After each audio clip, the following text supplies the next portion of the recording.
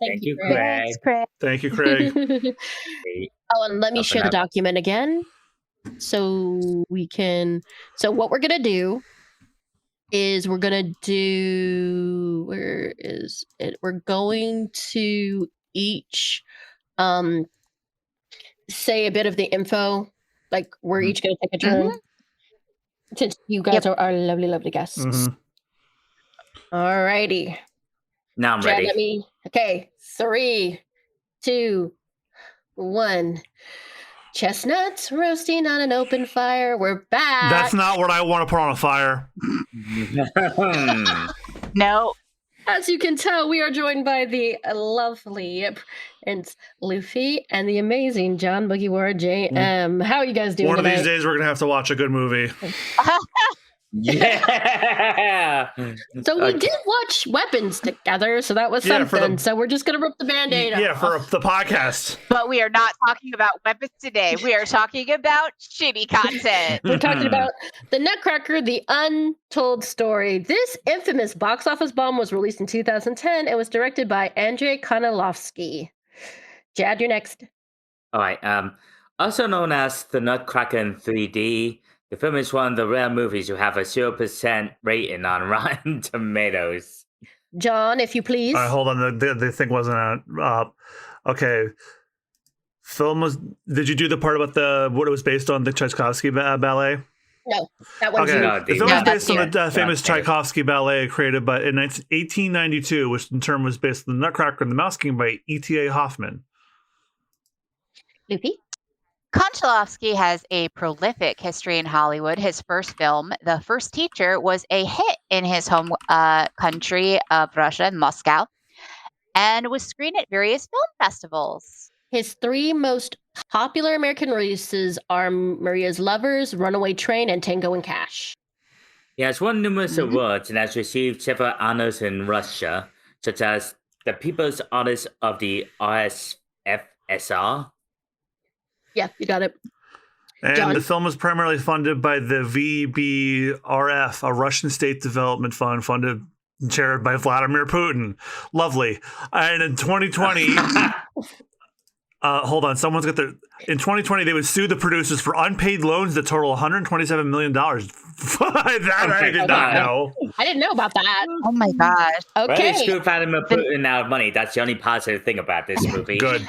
So, The Nutcracker 3D was his passion project for over 2 decades. He wanted to make this. 20 years. And this is what he came up with. Oh, God. It was both a critical and a commercial failure. The film only made $20 million against a $90 million budget. No. So they didn't even make back like half of that. They made I think what? Less than 90, 75%. I can't imagine why. Jad, you got the last one. I'm guessing a lot of people Sorry. Mhm. Okay. One of the major criticisms was making the rats Nazis with little tact. Okay, so both Luffy and I know about the Nutcracker. As we were watching the film, they were helping me teach John and Jad, about the story about the Nutcracker, because while this has a Nutcracker in it, it doesn't really follow the basic premise of the Nutcracker ballet or the book. Oh my lord, no, it doesn't. Yes. I was going to say, to say the least, it is not a faithful. Yeah, I know adaptation. the pieces, the basic beats of the Nutcracker I know, and it didn't follow a fucking one. The Barbie Nutcracker was more accurate to my understanding. I'm inclined to believe you. They at least tried to incorporate stuff from the ballet and the book into the movie. They even changed the name of the main character from Clara to Mary, which, her name is Marie in the book, but in the musical, in the ballet, it's Clara. But yeah, so we met in the middle and please nobody. At the beginning. So we gotta, try to start at the beginning. So we're introduced to Nathan Lane wearing a really bad gray wig and talking with a German accent. A very bad German accent. It's not his best accent work. No, it really isn't.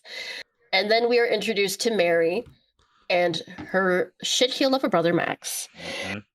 I'm sorry, I hated this kid because it's fair. It was funny. The first time we're introduced to him, he's setting a random toy on fire. He's like, what the hell? He's got like future, like his possibly serial killer, but mostly like arsonist vibe. Yeah, like he, or just Beavis or Beavis and Butthead. I feel like he's not quite stupid enough for that. He feels more malicious. This kid set the house on fire. Yeah. And it's not until like Mary tells him not to do that does he stop. But I think it's Christmas Eve. Yeah, it's Christmas Eve, and so they don't say it for sure, but Mary's mother, I think, is an opera singer. Mm-hmm. Yeah. You see on that gaudy makeup, she's practicing her high note. Yeah, she's going throughout this like entire scene. It's kind of annoying. And so Uncle Al, this Abba, comes in and gives him a gift of a dollhouse with 300. We did. Oh, sorry. Explain that Uncle Al is Albert Einstein. fucking Einstein, right? Like, literally, not even a parody of him. He is just the guy. Yep. Like, that wasn't a thing, and you explained. Yes. And So, yes. Luffy, do you want to explain it, or do you want me to? Oh, I can explain some of the changes, like just to give us to set our scene just a little. For some fucking reason, we are in 1920s Vienna during the Christmas season. Why it is 1920s Vienna when neither the novel nor the ballet takes place in Vienna or the 1920s, we do not know. Some of the major characters, like as Rooty noted earlier, Clara was changed to Mary, and the uncle character, whose name, what was his name again, Rooty, though? Drosselmeyer, was changed to Albert fucking Einstein. A real Makes person. no fucking sense. I say it like that because I do not understand the reasoning behind this choice. I am vexed by it. Also, we're gonna get into it later, but we also feel like it was very insulting to Albert Einstein and his legacy. We will get to that in a bit. Yeah. But also, see, he's supposed to be the brother of the dad, but he looks much older than nothing like him. Yeah, and also this was a nitpick. I looked it up. Albert Einstein had a sister, not a brother, but yeah, so I could even buy that, like the brothers having like a large age difference. Yeah, but the fact that they did not even have the same accent, was incredibly strange. So the two actors, the guy who played the dad, he's British. Richard Grant, I think is his name. Let me see. Peter, Nathan Lane. Charlie Rowe, Richard E. Grant. Yeah, he's British. So for some reason, they didn't try to give him a British brother. They made him German. Okay, that makes absolutely no sense. And also the mother, she doesn't have an accent either. She's Russian. The actress is Russian, but they don't give her a Russian accent. She just has a normal one. And then both Mary and Max just have American accents. So Uncle Albert is watching the kids because the mom is performing at, I think, the Grand Opera for a Christmas show, which is kind of, I mean, I get you got to work, but it's Christmas. Come on. But Mary is upset. And didn't invite her children. You to stay here. So next, so Albert has brought a gift. It's a dollhouse with some, like, they're not animatronics. What are they? Dolls. Yeah, they're dolls and they move and... Yeah, wind-up toys. Yeah. And it's supposed to be such a great, like, wonderful gift. And then we're introduced to the Nutcracker. Now, one of the main issues all four of us had was the design of the Nutcracker. Yes, head. Horrifying. His head. He looks like the basic model you'd work with in an intro to 3D design animation class. And I am not exaggerating in the slightest. I have personally animated models as simple and disturbing looking as he is. To give you a deep description, he has a round little head, like perfectly round, and little ears on either side, which are somehow incredibly disconcerting on this design. No beard, no hair, and the biggest, roundest, most haunting blue eyes you've ever seen in your life. Dead fish eyes, terrifying. So Yeah. Oh my god, I just remember what he looks like. He looks a little bit like Pinocchio from Shrek, Oh, but God. worse. Oh yeah. I was Yeah. expecting Much his mouth worse. to be all flappy like the Canadians from South Park. So That would have been better. His mouth kind of does work more like the Canadians from South Park than an actual like Nutcracker, which I also found really disturbing. yeah, so I'm not your Nutcracker, buddy. Like it separates into two pieces rather than Yeah, like so- a Nutcracker. Like I wanted to find a good picture to show people because I'm going to share a picture of how terrifying he looks when I post this. But everything about this movie is horrifying because apparently this was a poster for the movie. Who Oh, boy. designed this? let me see. Oh my god! A criminal. Oh! No! Someone I with hate a it. war fetish. Okay, so I posted in the chat a movie poster. It's a terrifying Nutcracker with Rat King John Turturro, which we will get to, in his mouth. It is upsetting. That looks like it belonged in a Saw movie, like a Christmas special. I Hello, hate everything. hello, I'd like to play a game. Okay, so we're then introduced to our Nutcracker, and then, so again, we mentioned Albert Einstein is the uncle, so he starts playing, I think this is the Sweet of the Sugar Plum Fairy. I can't remember which song this is.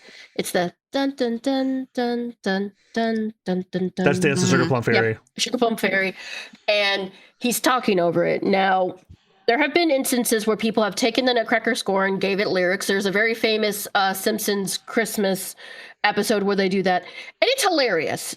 It is so funny. Like, one of them, they do the Russian dance, and it's Homer because he's forgotten a gift for Marge. He goes, "I need a gift for my wife, or I'll have no sex for life." And it's like they did it much better there, but here it's just it's weird. Further Yeah, noting, this particular song is called "It's All Relative," as in like, theory of relativity, Einstein. It's just a really fucking It's so on the like nuts. it's a bad attempt to insert once again the Albert Einstein thing. And I do want to note that I'm looking at like the list of the songs on Wikipedia, and it says that the film was so badly received they never released a soundtrack album. Oh my god. Is hilarious. That's damning. Well, like the songs are bad, and what makes it They even are. more upsetting Yeah, none is of them offenses the pot at all. yeah. Yep, I'm going to be perfectly honest with you. At that moment, I think I officially checked out of the movie. Okay, y'all are gonna be shocked that I'm saying this, but I actually would rather listen to songs from Has Been Hotel than these, because at least yeah. I will say the plot of Has Been Hotel I do not care for. The music is banging. Yeah. Oh, But that's because Steve doesn't write any of the music.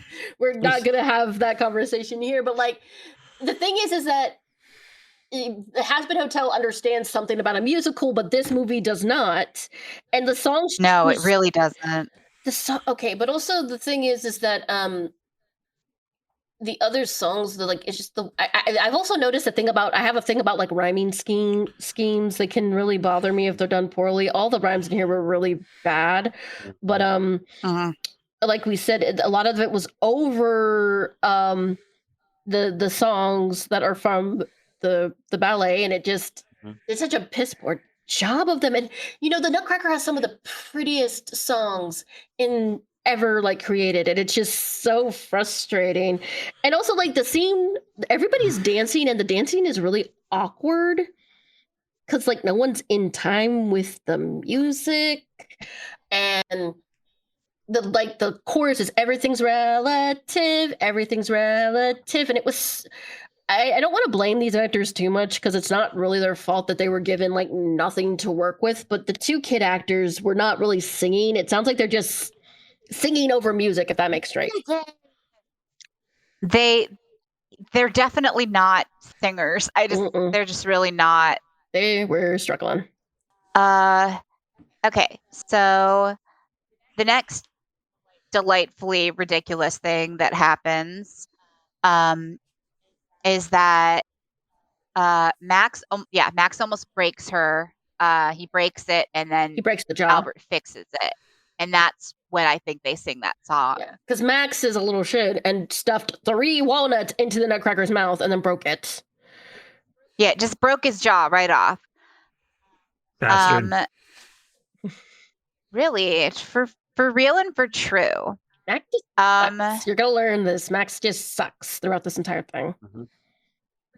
But that night, in a scene that's kind of confusing, the Nutcracker, aka NC, which is what they call him throughout this entire film, and I just keep thinking of North Carolina, which is just weirdly infuriating to me for reasons I don't understand. Because he says he hates that name, and he also comments about how he hates being compared to Napoleon, but he's dressed like a Napoleon Nutcracker. There are Napoleon Nutcrackers where they have the hat and everything, and he's like, I hate that, but it's like that's who you're based off of, you moron.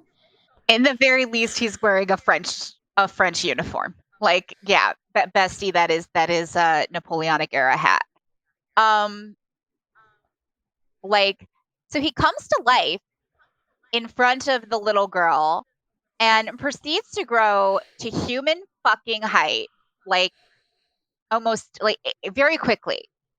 And during this entire scene, she's just like very nonplussed by this. No screaming, no like, oh my God, like what the fuck? It's like, oh, I knew you were real.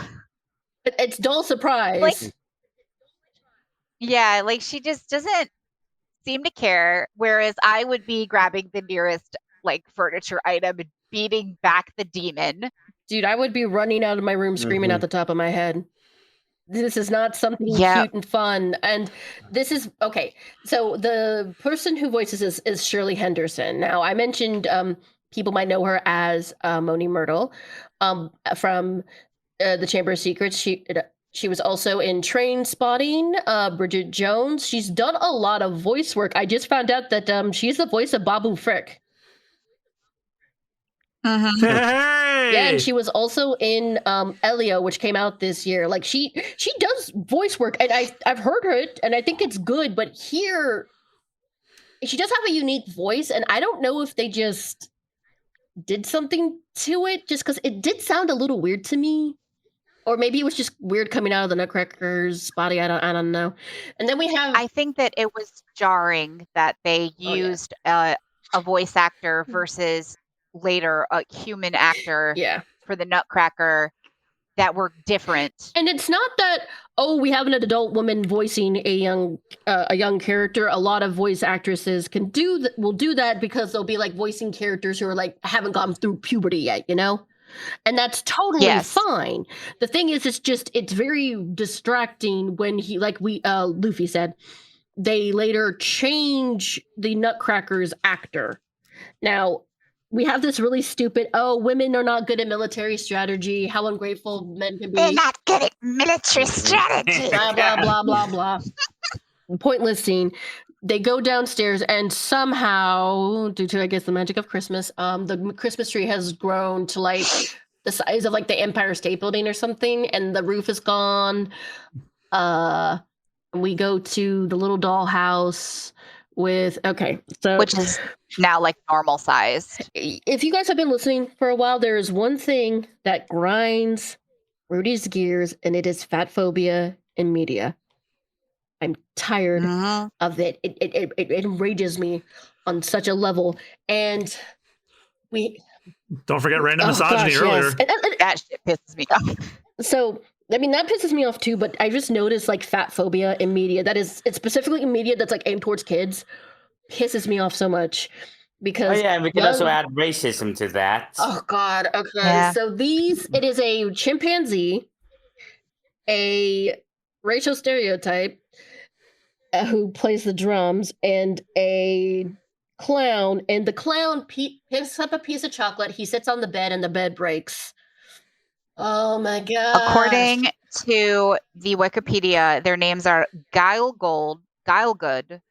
How the fuck you pronounce it? Guilegood, a gentlemanly chimpanzee, Tinker, a persnickety opera singing clown, and Styx, a Jamaican drummer boy. Okay, so first off, I don't like these names. I know that's a stupid thing to get hung up on, but Tinker is really a dumb name for a clown, especially since he doesn't tinker. Yeah. The chimpanzee is a little disconcerting, but we're mentioning Styx. So we mentioned that this takes place in 1920s Vienna. Yep. And we have someone who is from Jamaica, but he looks like he jumped out of a film from the 90s. Mhm. Continuity, what's that? Never heard of him. It's not like the issue is not that he has dreads. It's the fact that how he talks and like the clothing he wears, it doesn't look congruent with the modern time. And now I know people are going to say, oh, but what about Moulin Rouge? They used modern music. Yes, but it works there. It's, what is it? Anachronism? Is that what it's called? Yes. Yeah. I don't even think the director can spell that. Plus, Moulin Rouge is a jukebox musical, Yes. which doesn't necessarily use music from the specific time period. Exactly. And also Moulin Rouge is actually good. And then it's just, okay, so another thing is these are supposed to be his soldiers. They are not good soldiers. Mm-mm. And Well, to start with, Styx is like what, 12? Yeah. and yeah, they start climbing up the Christmas tree, and they're introduced to the snow fairy. Now, you said she wasn't in the ballet, right, Rooty? Well, there is a dance of the snow fairies, but the main fairy is the sugar plum fairy. Well, they seem to be booger sugar, because they look like cocaine came to life dancing. One would argue that they're not right. in the play. The play, I'd argue she's not even in the movie Yeah, she's barely in this. because she's in like Also- literally 3 scenes. The snow fairy, not snowman, sorry, is also played by wait, no, what's her name? Yulia Vistovaka. I'm probably butchering her name, but she plays Mary's mother and the snow fairy. I don't know why. Yeah, it gets to like one part that frustrates me about this movie too. Like, you know how like some movies like where like have a child that's like a fantasy world where like some of the Wizard of Oz. like some of the key players mirror people in their lives. I thought that's what they were going for, but then when you get introduced to our main villain, they throw that out the fucking window. Mm-hmm. Yeah. Yes, it becomes very confusing. Richard E. Grant doesn't play another character. We get a completely different actor, which we're also going to get to. Oh boy. Neither does Nathan Lane. Well, that's right. He doesn't. Okay. Yeah, so they half-assed the whole thing. Mm-hmm. And let's see. And it's so as they climb up, this is a creepy scene where he starts to turn human again. Oh, yeah. Like his hand starts becoming real.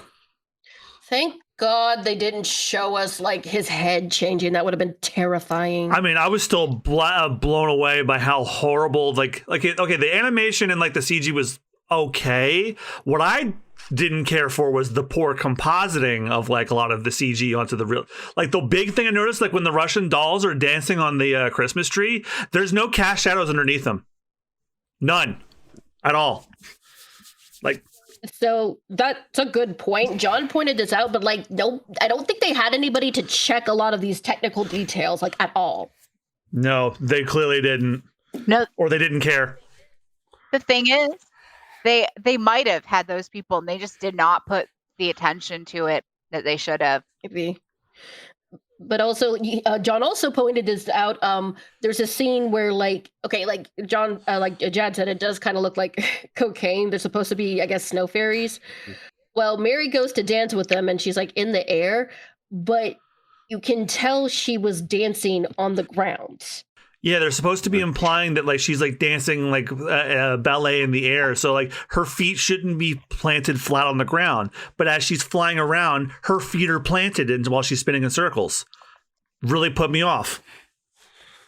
Yeah, it looks like she was maybe on like a clear platform or something. Yeah, but like you can like have them like pirouette and then like loop that or something. But nope, they didn't even bother with that. Okay, so then just for the layman, why don't you quickly explain what compositing is? Yeah, well, compositing is when so like I went to school for animation, and I learned a little bit of video production too. Like compositing is when you like take certain elements of a shot. Like think of it like if you're working with in like Photoshop or something, you have different layers to a project. So like there was like the live action shot, and obviously the CG is put in later. Well, like so, like with the Russian dolls, when they were like dancing and doing the Russian dance and hopping off of the tree branch, the CG was paced not in time with the motion of the tree. And the thing I picked up on most, the color grading on to make it match the rest of the footage was off. And most importantly of all, no cast shadows underneath them. So I'm just like, oh, they did that one at either at the last minute, or someone looked at it and said, fine, it didn't care to look. So here's the thing. I've noticed that like if a movie's really bad, you also notice some stuff like this is also bad, because it's like there's nothing, like you're trying to see like something has to be good in this, but no, you'll notice like audio stuff is bad, compositing is bad. Like this movie is just, again, 20 years in the making. So, okay. So, filmmaking, whether it be animation or live action, is like a magician's act on stage. If you can see past the illusion and it's bad, you'll know. But they accomplish their job when you're not picking out how they did it. Now, here's the thing. There are a lot of really old films, and while you can sometimes tell, like, what they did in those films, it's still impressive for that time period. This film came out in 2010.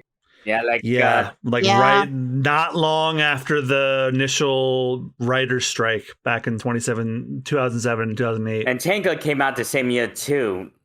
Mm-hmm. And as well as the live action Alice in Wonderland that doomed us into a never-ending loop of Disney live action movies. And while, like, some people have different opinions on that film, the CGI in that is leagues better than this. Oh, yeah. Even I'm willing to admit that, and I fucking despise that movie. And yeah, I did not like that film either. Okay, so now, guys, just a heads up, we are going to be talking about allusions to real life tragedies, as well as a certain group of people, and we also gonna do we're gonna just we're just gonna discuss anti-Semitism in general, but we are introduced to the rats, and then we are introduced to the Rat King. I feel like this is gonna be the section that's longest because we have so much to talk about. I remember Luffy. He almost spoiled it for John, and we're like, no, I want to hear how shocked he is, because he knows jack shit about this movie. Okay. I forgot it even existed for a while. So we learn that NC is a prince, but his kingdom was taken over by the rats, and they blocked out the sun. Now that's not the issue. It is never explained why the rats don't like the sun. I do not understand that. Rats are not like... They're not bats. They're not moles. They're not vampires. I was about to say that. Wouldn't it make more sense for it to be moles? Because moles don't like the sun. They're very nearsighted. It hurts their eyes. That's why I made the joke at the very beginning when like the drill comes out from underneath. I was like, "Behold the Underminer!" Because that was the obvious. That was the Mole Man parody from The Incredibles. That because the Incredibles like loosely parody the Fantastic Four. I'm like, now I know a little bit more about the Fantastic Four. The Underminer is a direct parody of the Mole Man. Okay, that would have made more sense. But okay, so I'm just gonna come out and say it. So we mentioned this before, but one of the major reasons it was criticized was there were allusions to World War II, the Holocaust, and the rats are reminiscent of Nazis. Okay. The ratsies, Yup. if you will. So I mentioned this while we were watching it. We watched the movie together. You can have a story, even one that is made for children, take place in a time period that is rife with strife. Like The Lion, the Witch, and the Wardrobe. The Pensieve children are fleeing from the Blitz. You like even like the movie Anastasia. While that is not historically accurate, that was based off a real event. And even though some people have issues with like you can have real events like Mulan included the massacres by the Huns and stuff like that, or you can have a decent Nazi parody. We mentioned another movie that came out during this time based on a book series, The Guardians of Ga'Hoole. Yep. There's a lot of Nazi parodies in that series with the barn owls who do things at points like take away the names of characters they consider below them and replace them with numbers, and what is a very, very clear allusion to what used to happen in concentration camps. So, like, you can do it. Yeah, you can even have a family film with straight up the Nazis in it. I direct you to your attention to The Sound of Music. Very good. But this film has no tact whatsoever. No, it does not. It probably doesn't even know how to spell tact, because so they don't use actual Nazi outfits, but it's pretty obvious what they're referencing. So here's another. Now again, people. I know I keep harping on this, but this movie takes place in the 1920s. The Second World War didn't start until 19 years later. And they did a really poor thing with this, because we mentioned Albert Einstein. Albert Einstein was Jewish. So adding him in here just feels super insulting to him and his history. And I also sort of feel like this was just done really lazily. It's like, we need a bad guy, let's make it Nazis. It's like, well, it has to make one show we also all like was Creature Commandos. And in Creature Commandos, there is a character called G.I. Robot. And G.I. Robot was made with the specific purpose of killing Nazis. He's like a metaphor for veterans who had trouble fitting in after the war. But it makes sense for him because he was created specifically to fight Nazis. So afterwards, there is a scene where he is taken to a Nazi meetup, and he kills them all. And it's not to be funny. It is not to be clever. It is to show the character and why he is so hyper fixated on it. It was part of his history. That was well done. And also, and it was sad. It was sad too, because he goes on trial and gets arrested for it. I'm like, the U.S. government literally designed him for the purpose of what he just did.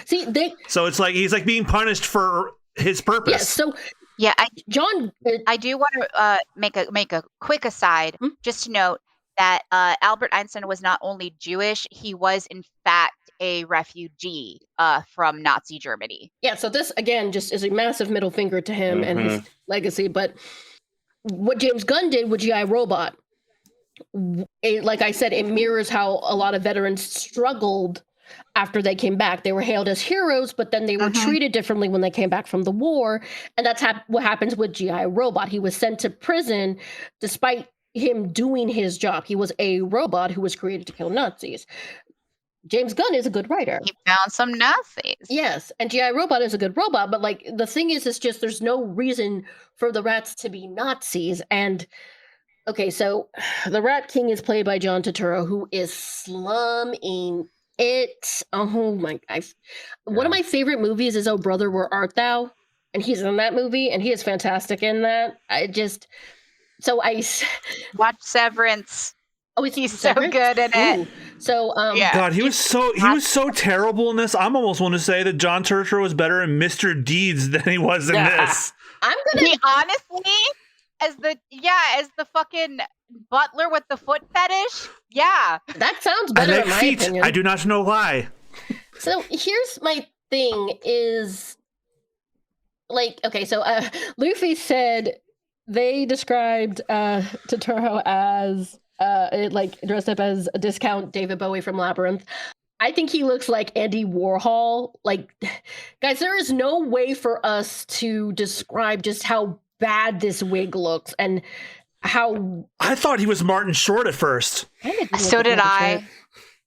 But, It has to be the nose prosthetic. oh yeah, I think it is. And the shape of the face too. To note, all of the rats look incredibly similar to the Who's in the 2000 and some the Jim Carrey's live action they never Grinch. shaved. Yeah, It's the same kind of like upturned nose and like kind of like weird like puggish face, except they also have like hair, and like teeth, Austin said, and like the big rat teeth. Yeah, like don't get me wrong, like this, like the out of the like the CG was terrible, but like the prosthetics they used for like was like serviceable. Yeah. If I had to, it wasn't amazing, but it was like pretty. It served its purpose. It was decent. You can. We'll get into a part of it that horrifies us later, or at least would have been on too. Yeah, yeah. They undo that goodwill very fast. Yeah. All right, so then they have this random guy come in. I can't remember his name, but for some reason he seemed like they made him seem really important for some odd reason. But he was trying to blow up the palace, and the Nut King like abuses him by forcing him to crack a nut with his face. Okay, and then we find out at the end of the movie his name is Nomad, as in with a G. Such a bizarre name. His name is Nomad. He was trying to blow up the factory, which the factory where they have imprisoned all of the people from the Nutcracker's kingdom. Oh, and okay, to make the smog. And you know how they make the smog? By burning toys. So he's a Nazi with the motivation of motherfucking Burgermeister Meisterburger from Santa Claus is Coming to Town. Okay.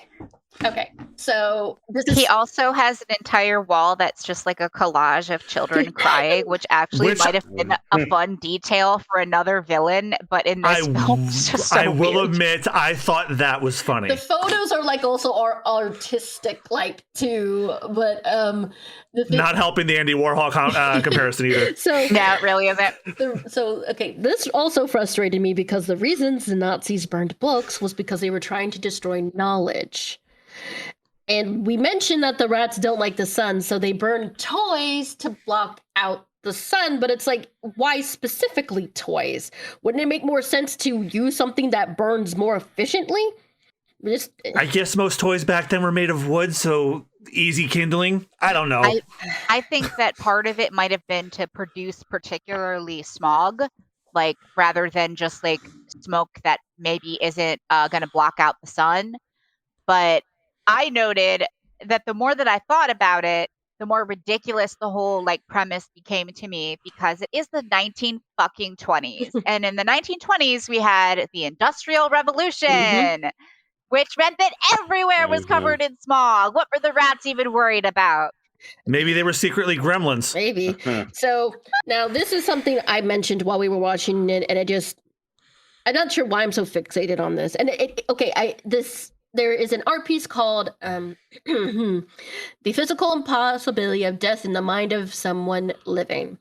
And it features a preserved shark, a tiger shark, submerged in formalin, and it is in a glass display that you can see through.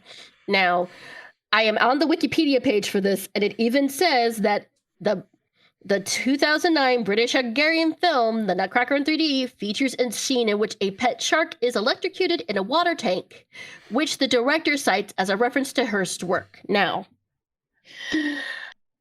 for some reason, the Nazi rat king has a shark. Not sure why, he just does. And he didn't even feed anybody to it. Yeah, he doesn't feed anyone. I know. I to was it. like, obviously, he's a villain. He's going to at least threaten to feed someone to the shark. Or attach lasers to its freaking head. So what he He'll attach lasers to his freaking head. So what he does is he pulls a light into the water, and since water conducts electricity, it kills the tiger. Now, here's the thing. This is a movie. The shark, you mean? Oh, the shark. I'm sorry. It's a tiger shark. Okay, sorry. And what happened? It's a great white, so no. Yeah, well, it's a great white in this. You can't even get the shark right. It was a tiger. Okay. So here's my thing. Biggest problem with this whole thing is he kills it and it goes belly up like things that die in the water do. But in every single shot after this, where you see the tank, not even like kind of off the screen, but in the full background, the shark is like just a model stand-in. They forgot to CG out the stand-in for the CG after that point. Yeah. Okay. So another thing that bothers me though is just this. This is a family film, and there are sometimes jokes for adults in movies that the kids are not going to get, but this just seems like such a bizarre reference, especially in a Christmas movie. Why would he make a reference to that? It makes absolutely no sense. I would have never even got it till you pointed out what it was a reference to. Yeah, I was gonna say it is such a wild, deep cut. I don't even consider it to be strange just for a child, like a children's film. It's just a strange fucking thing to put in a movie. Yeah, in general, and see, like the subject of the art piece was like life and death, but this is not really, and it's also like it was part of the postmodernism movement. So. And this movie doesn't have anything else about postmodernism, so the whole thing just feels very bizarre, and there's no reason for it to be in there. Yeah. Yeah, he's more focused on making weird references than making a cohesive plot. Yeah. And it's, oh god, when he finds out that the Nutcracker... Wait. Oh, what? But wasn't Andy Warhol a postmodernist? Oh god. And wasn't Andy Warhol like around in like the 60s? Or The 60s, almost definitely. Mm-hmm. But I was just saying, like, maybe that goes with the whole Andy Warhol appearance. I'm sorry, I didn't mean to interrupt you, Austin. Go on. And when he finds out the Nutcracker's alive, we're introduced to his mother, the rat queen. And she is real gross. She just looks like Frau Verbisna from Austin Powers to me. That's when she like puts the wig on. Before that, to me, she looked like Sally's father, the professor in Nightmare Before Christmas. Sally, Dr. Finkelstein. Yes, thank you. I remember someone. I hate frog's breath. When they said somebody said it looks like she was cosplaying Dr. Frankenfurter from Rocky Horror Picture Show. And it was not a pretty picture. No, and the scene is also really weird too. Yeah, it gets even less pretty when she drinks a potion that somehow causes the prince to turn back into a nutcracker, and her eyes start bulging and expanding a bit. And oh my god! As if that's not that's not even the worst thing these rats do with their faces. Oh god, no. We'll get to that in a bit. And also, don't say it like that. You make it sound kinky, and it's not. If you find that kinky, I don't want to know you. So we also mentioned how they're doing the thing where it's like some characters play two different characters. The Mouse Queen is played by the maid, who is like just drunk off her ass like for a good chunk of this movie. But also, I went to the Wikipedia, but the guy who plays their butler also plays the Rat Queen's servant, but he barely talks. Yeah. So I don't understand why they made this choice. Okay, because they consider the butler like the uptight villain of the household. Why is he not also the Rat King? Well, if that wasn't the intent, then why is the maid also the Rat Queen, and so on and so forth? Yeah. Honestly, the butler wasn't even. I wouldn't even call him that. He was. If anybody was the villain of the piece of the human side of things, it was the dad. He had to get his shit together. Yeah, which is what then begs the question: why isn't the dad the Rat King? Yeah, I would say why.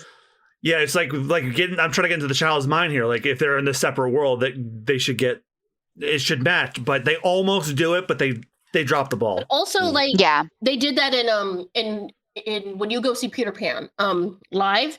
The actor who plays Captain Hook also plays Mr. Darling.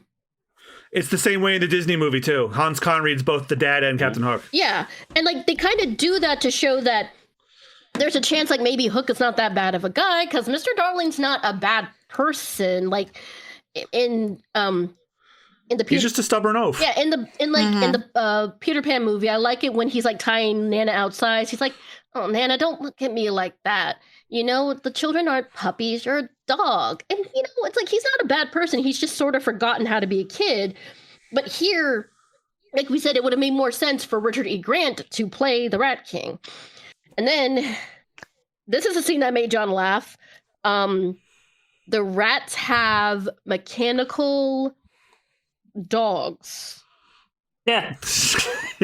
They look like evil versions of like Gromit from fucking Jimmy Neutron. You mean Goddard? Goddard! Grum. Thank you. Wrong. Gromit dog, is Wallace lad. again. Sorry. So because John Mugiwara JM isn't here, it's time for your once in every content piece reference to Medieval. They look like the dogs that the boiler guards from Medieval would have, and because I couldn't show it during the movie, I'll put it in chat. Oh, okay. Yeah. Austin. Oh, yeah. Austin. We played the remake. Now I'm remembering them. Only comrades, we tear this place apart. So why do they have these dogs? So we mentioned that tree, right? The dogs are sent to cut down the tree with their mouths.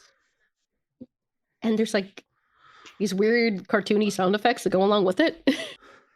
I kind of see what they're going for, because dogs and like licking, like drinking tree water destroys trees. Like it's a gag in Christmas Vacation. But it's so stupid. I kind of just assumed it's because like they have like the rat Nazis have some like strangely, I would call it almost steampunk tech, because they have like not only these weird like dog robots that are like rah, rah, rah, rah, rah, through the trees, they have like they have flight suits. Yeah, they have like little weird flight suits that oh fuck, I forgot about that. Like jetpacks. Yeah, the reason you forgot about it is only 2 of them have them. Yes. And they're apparently called bat rats. Oh, Jesus fucking Christ. Screech and Lethal, the bat rats. I hate this movie so much. I would prefer to call them Jasper and Horace. So Jasper and Horace. Yeah, Jasper and Horace, the two flunkies that were for Cruella de Vil. Yep. At least they're funny. That's my go-to name for like bumbling minions for a supervillain. That or the two from Home Alone, Marv and I forgot the other one. The Wet Bandits. Yeah, the Wet Bandits. Yes. Jasper and Horace are them. They're the stereotype. Let's see, where was I? Oh yeah. And they wake up the next day to see the tree toppled over, and the father's pissed. Like, he actually drags Max in by his ear. I was almost expecting him to just slap him at one point. Holy shit. No, ear pulling was a big thing. Like, right before I was born, ear pulling was the thing you did to kids. Mm-hmm. Yep. Yeah. Boxing. And he demands that Mary gives him the Nutcracker. She says no, and that's when he fights Uncle Albert back to talk to him. And you forgot Mary sings a really forgettable song. Yeah, that's exactly. And speaking of forgettable songs, Uncle Albert reminds him of what it was like to be a kid with a pebble. Like, what? It's like, don't you remember your favorite pebble, bestie? Brother, remember your pebble. This is no, I usually throw those in the river. Yeah, and Okay. instead we find out that he just keeps a bunch of rocks on him for some reason. Here's the thing. This song and the remembering of the pebble, it's enough to like change the dad's viewpoint somehow. Like, I get it. I mean, by musicals convention, that makes sense to me. But like, a fight, a change in, in attitude and stuff like that, that can be conveyed via musical.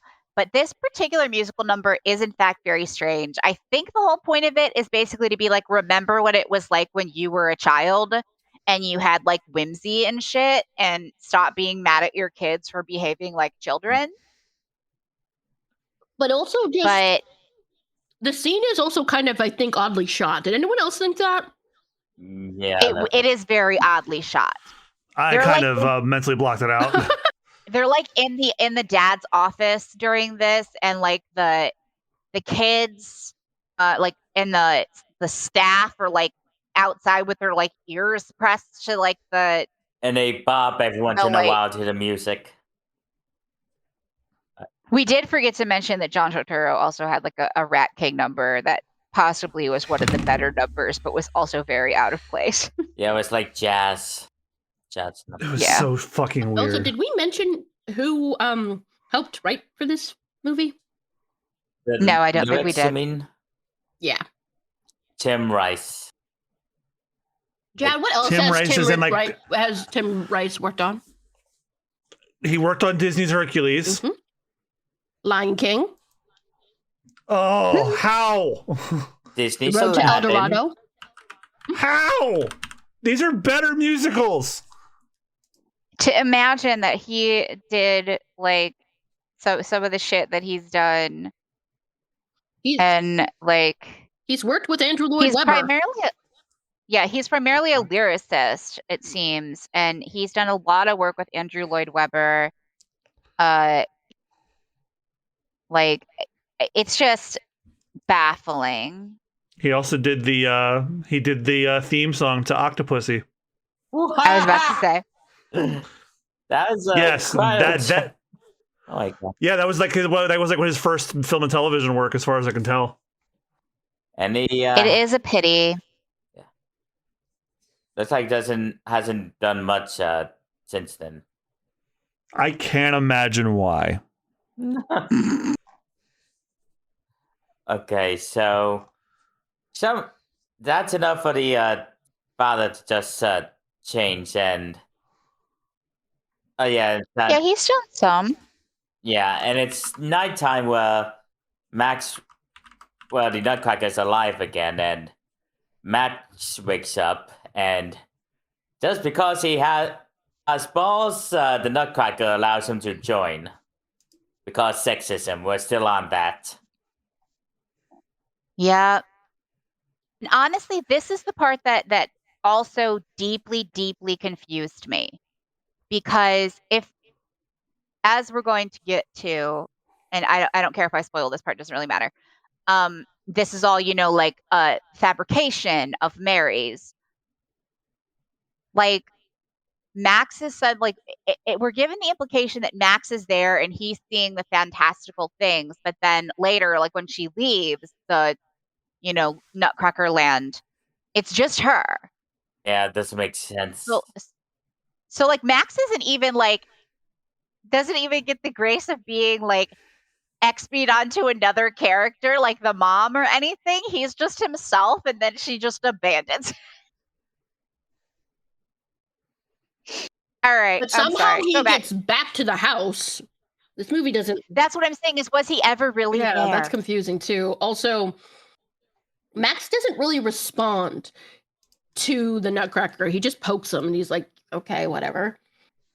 He also both of these kids are just so nonplussed by this demonic creature that I cannot relate. Yeah, I'd just be screaming and like firing a 45 at everything. Yeah, like they just respond so nonchalantly. I use the term dull surprise, like that's what it is. They're surprised, but very dully surprised. It's some very bad like acting. It's like if you were going to a surprise party you already knew about, and you were not actually a very good actor and had to pretend you were surprised. Or like you knew that you were in the red in your bank account, and it turns out it's worse, and it was like, oh no, it's exactly what I thought. Yeah, like you open the door and you're like, oh, Surprise party for me. Yeah, and then so we mentioned this is in 3D. There was this really weird period of time where every movie had to be in 3D. Ugh. I feel like they're getting back to that all of a sudden. Yeah. I hope not. No.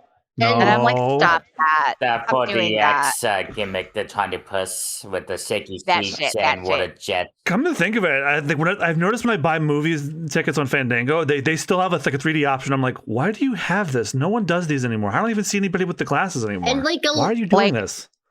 so They did Wicked in 3D when I like went to see it recently. I had to make sure that I wasn't getting a 3D Mhm. show. Yeah, like they're trying to upsell it by putting that first. When you look up, I'm like, no, give me the regular 2D time, please. and here's the thing, some movies can look really good in 3D.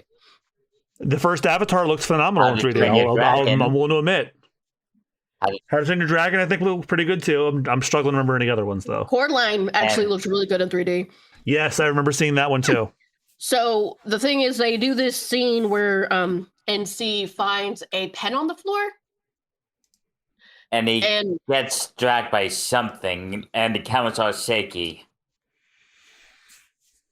And yeah, it was kind of made me nauseous a little bit, if I'm being honest. The shaky camera. That's fair.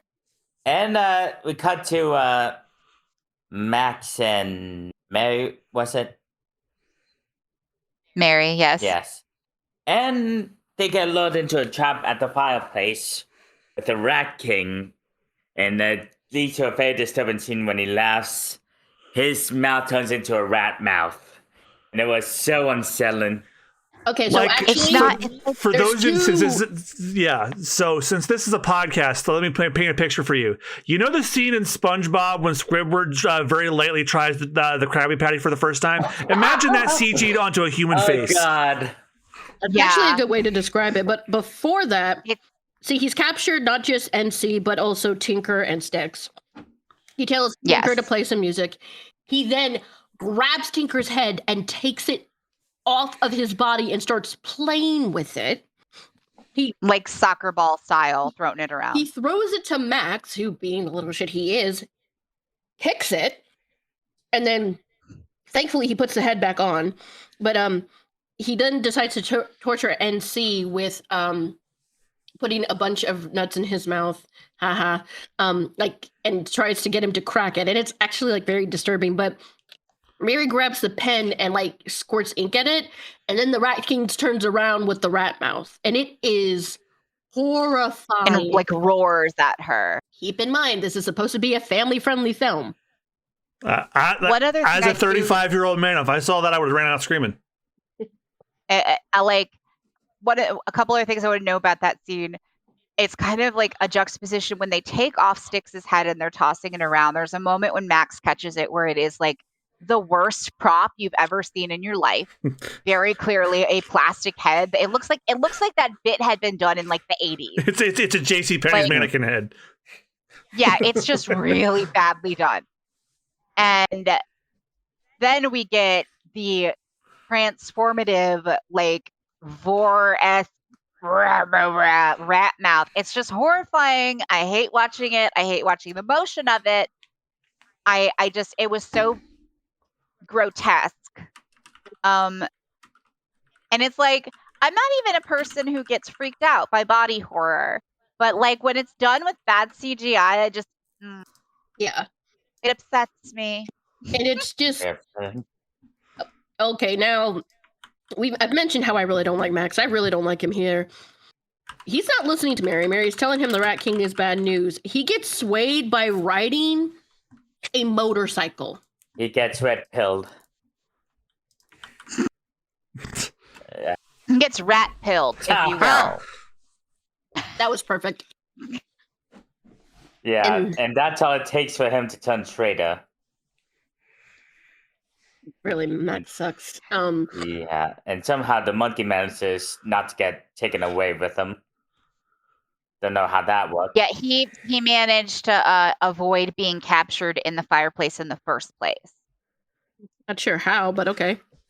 Then I cannot remember how. Yeah, I it's hard for me to just remember the shit that happens in this movie. Keep in mind- I don't blame you. I don't blame you. I'm struggling myself. We watched. To be fair, I feel like a lot of these like details were kind of glossed over. Yeah. See, we watched this movie together today and we are struggling to remember it. Like, we have to have the wiki open because despite just watching it, we can't remember much of it. The stuff I remember is things I'd like to forget. Yes, the stuff that like imprints in your head is not necessarily the plot.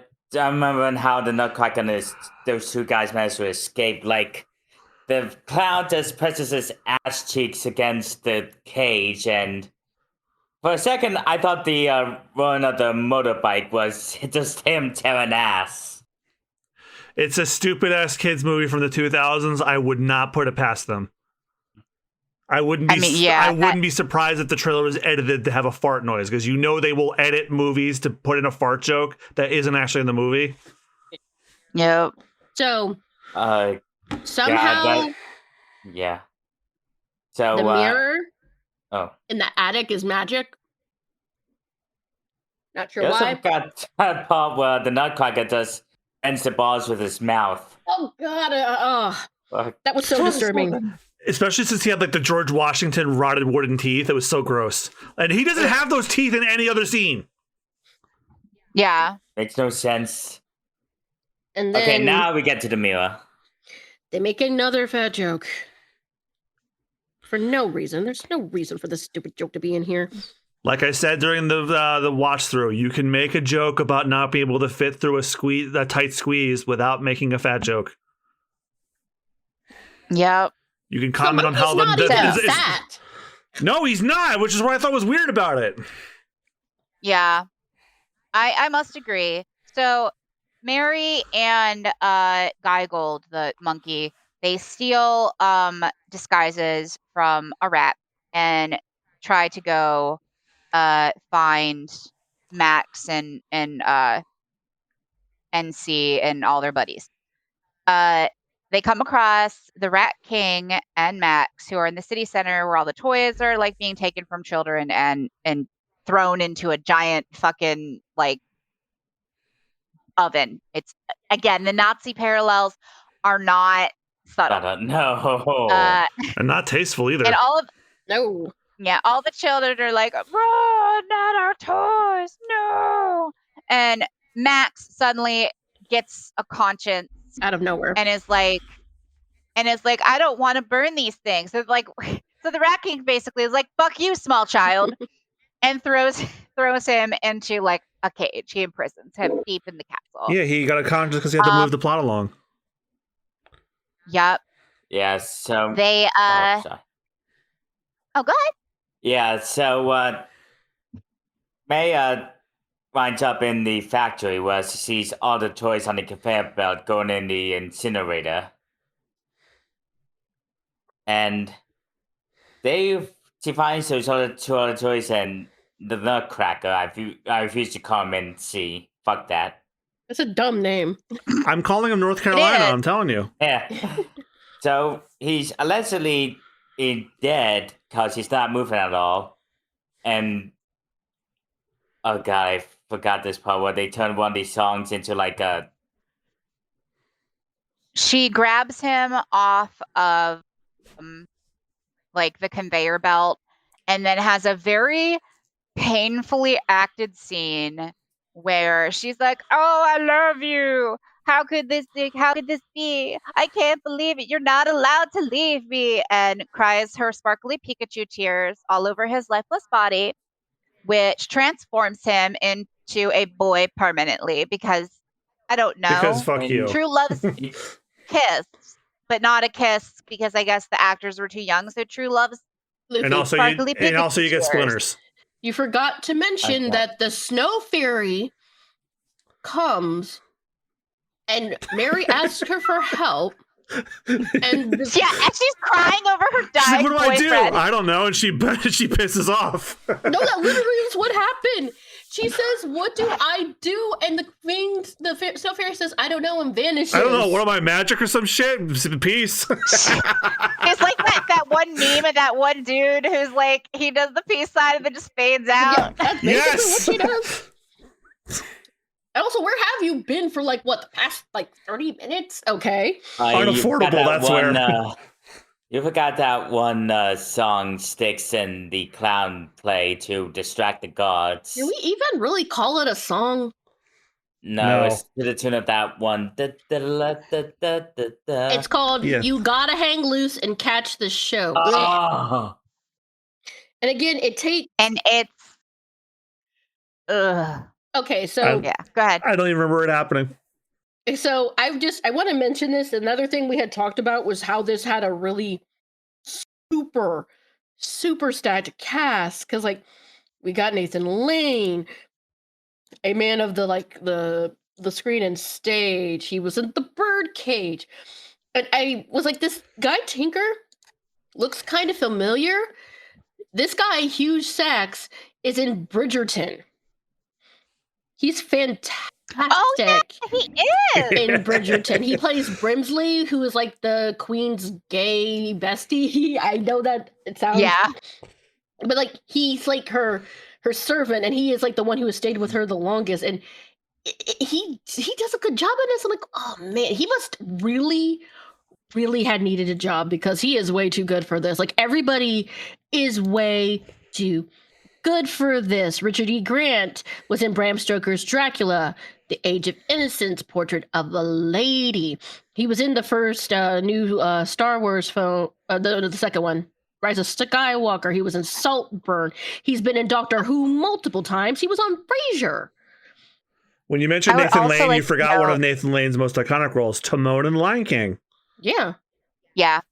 I mean, Max and the Producers. Mm-hmm. But like, one of the things that I really hated about that particular scene, because yeah, I wouldn't really call it much of a song, was as the monkey like comes in and helps out the other two, he comes in and he starts playing the drums, and then we see Sticks just breakdancing. This is like, the 1920s. not only is it just not only is it like culturally incongruous, it just felt racist. It just felt like tokenism. It was weird. I know, like, it really, the whole thing with Sticks, I feel like for some reason, just something about his inclusion felt like super racist and uncomfortable. But yeah, like, it's just really, it's so frustrating, because everybody in this just is slummy. So anyway, after he becomes human again, they immediately into an uprising, even though the rats have guns that they never use. These rats suck.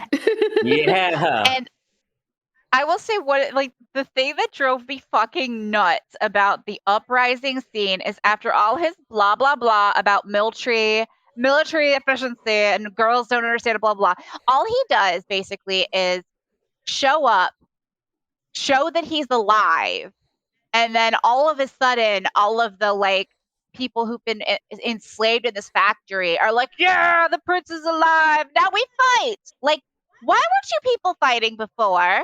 Because we see that the rats don't really like the fire. So it's like, why didn't you guys just light one of those torches and wave it at them? Yeah, because he like threw the torch at the prince, who caught it, and then tossed it to Sticks, who like was like Frankenstein firing the rat back. Fire bad. And I'm just like, maybe they got a permanent morale debuff when he showed them the fire, and then he opened his mouth. It's like, oh fuck! If I never have to see that again, fine. Indentured servitude for life. I found it. He didn't give anybody an impassioned speech. He wasn't like, I know that this is a character played by a child, but children can act, and it's like, how is he like this symbol to them, and none of these grown ass adults even went to look for him when he disappeared, and even after they learned that he was alive, like, Why did it take actually seeing him for them to fight against their chains of oppression? Also, Like- like it's that thing. It's like that meme from Sailor Moon. My work here is done, but you didn't do anything. It's just Yeah. Same thing with The Simpsons. Like, but my work here is done. You didn't do anything, though. Didn't I? so. This last like part is really fast paced and confusing as hell because I don't remember much of it. Like again, we literally just watched this film, but like, so NC wants to protect Mary. He puts her in an elevator where he doesn't know where the elevator goes. They, I can't Something remember. about The Rat helicopter chase. That's okay. So first, the Rat King finds Mary, and in a scene that, again, very confusing because he uses his big nasty face to bite through like the iron walls of the elevator, and then just proceeds to fling it open. Like, dude, you didn't have to do all that. You just Then wasted all this so time. he kidnaps the kids, and his mom basically says to him, "We're rats. We flee, son. That's what rats do. We flee a sinking ship." So they take a very, very strange helicopter with both of these kidnapped children on it, who are not properly locked up in any manner. And they basically decide to try to open the hatch to try to escape. Brilliant plan, guys. You're like up in the air. Also, You're not going to go splat at all. Max said he could fly the plane because the rat. She's a terrible mother. She was like, "Yeah, fuck my son. I'm gonna leave." Also, they screwed over. I mean, at that point, go ahead, Luffy. I kind of agree with her. Well, but also like there was this servant of the Rat Queen, and I don't know what this poor man did to gain such ire, but man, she is so mean to him. And then they leave him. He literally says, "Please take me with you," and they're like, "Yeah, fuck this dude." Yeah. Yeah, and some about helicopter crash, and the Rat King and Queen turn into rats and flee into the sewers. Okay. So, like, Okay. here's some of the aspects and where things get really confusing and complicated. So, first of all, we need to talk about this helicopter design and the fact that it had legs. Yeah, cheeky feet. It had weird chicken claw feet that they tried to use to grab at the Nutcracker, who was on like the roof of one of the buildings with the monkey. And so Max uses his skills for good for once and basically fucks up the internal wiring of the helicopter, causing it to crash into the big pile of toys. As they are, as like the townspeople are all coming to like grab the Rat King and Queen, they do in fact have a very, very strange transformation where they turn into like actual rats. Which up until then I did not realize quite so much that they were like were-rats of some sort. They don't mention it until then. Yeah, because like in the stage version, they are just grown people in rat costumes. Well, yeah, like so, I just assumed that was the look. And they try to flee, and they're running away. And instead of they try to grab them and stuff, and then they flee into the sewers. And then for some reason, everybody's like, "Hey, they're gone!" No, they're gone. You didn't get them. They're not in jail. They could plot again. Dump rat poison in the sewer. And we'll see. Another thing is, we don't know what happened to the other rats. What if one of them decides to take over? But they're like, no, it's the best day ever. And they start singing this really shitty song. And a bunch of kids come out of nowhere with a bunch of flowers. So wait, hang on. It's called Life Begins Again. So if the sun was blocked out, where are you getting these flowers? What? And the song does not feel okay. So like we all love K-pop Demon Hunters, and we watched it a while back because Jad hadn't seen it yet, and we have a little podcast that we do where we have our own little award show, and one of the songs we nominated was This Is What It Sounds Like. This Is What It Sounds Like is a perfect example of a fantastic closer. It wraps the story up, but also brings the three Huntrix girls back together because they had broken up. And that feels earned. Yes. This does not. So in that scene, NC is crowned king. Peace is restored to the kingdom. And then suddenly the snow fairy reappears. Where have you And been? she's like, Mary, time to go. Okay, but no, you have to go home. And Mary goes, this is my home. Okay. I know your boyfriend's here. But why on earth would you want to live here if the threats of the rats are a real thing? Why on earth would you want to stay here? And also, like, there's this random human named, what was his name? No man? Nomad. The guy that they kidnapped in the beginning when you were introduced to the Rat King. For some odd reason, they kept, like, showing him repeatedly. And, like, Mary even goes, hi, Nomad. How do you know his name? He's obviously one of the, like, he's a royalist. He's like a loyalist to the Nutcracker kingdom, but we are not given his name until that scene. That is very strange. But again, this is like Max has like a weird little breakdown after after they crash the helicopter. Like it wasn't my fault and stuff. And like, but again, this is where I'm vexed by the fact that she has to go home. And the snow fairy says it's all a dream or whatever, and Max does not leave with her. Like if he was there for that whole until like the next scene when she's awake. So it's like, was he ever there? What was like the dream? What was not the dream? Because the inclusion of Max in particular really confuses me and fucks with those lines. Oh yeah, Max is okay. So I just wanted to also say that the guy who plays Nomad. You know how I mentioned that the people in this are slumming it? Well, Jonathan Coyne was in the series Once Upon a Time and its spinoff, but he was also in Nightcrawler, My Rainey's Black Bottom, and most recently, The Toxic Avenger. He is also good. And 11/22/63. Yeah, but he's also going to be in The Mandalorian and Grogu. Good for him. How did they get? Yeah, he was in Mandalorian too. How did he get all these? Wait, which actor was in Mandalorian? The guy who played Nomad. Oh, I thought he looked familiar. Yeah, just okay. So now Mary wakes up, and like I mentioned, for some reason she still is like upset that she had to.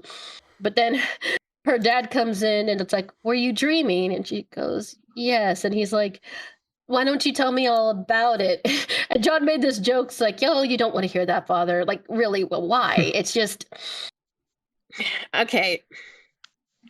It was basically like he was like apologized to her for the fight that they got in earlier and stuff, and her whole family is there, and it's almost a scene like that would have made more sense if the reason that she was dreaming and all of this was happening was that she had gotten like hit in the head or had like a massive fever or something. Yeah. Like, I don't know why they're all standing around her while she's waking up. Like, it's really creepy. It makes sense in Wizard of Oz because it is like, because when Dorothy was in the human world, the cyclone happened. The wind caused a window to open up really fast and like hit her in the head, and she passed out. So of course everyone's like around her because she left when there was a cyclone. Everyone's worried that she's hurt or she's not going to wake up. They're all surrounded around her bed, hoping she wakes up, and they care about her. But here it's just like, why is everybody in your room? It's so bizarre. And then why is everybody watching you sleep? Nothing happened. Like, you're not. So both me and Luffy. This isn't the end of Return of the King. You didn't earn that. So both me and Luffy, I guess, are the fashionable, the people who care about fashion, because this dress, it's so she wakes up and she gets dressed, and this dress that they put her in is so unflattering. The color is ugly. You know what I just realized it kind of looks like? What? It's like a really bad, like, because they have her also in this like braid up around her hair, like that, like, and something you might expect to see in maybe like a German restaurant with people in Yes. lederhosen and stuff. Oh, it looks so bad. And a dress that's almost like Laura Ingalls Wilder, like era. It looks like they put her in a tablecloth. It looks I really said bad. that like you guys have ever gone to like a gym class where you take this giant parachute, you all get in a circle around it, you spin it around and go underneath it. She looks like she's wearing that. Yeah. It's just, it's but not less colorful. It's like Yeah. swallowing her up. And it's like, people's like, why does that matter? It's like, dude, this movie cost $90 million. Where the heck was that budget for this dress? I'm sorry. It looks really ugly. And it also doesn't look like a dress a young girl would want to wear.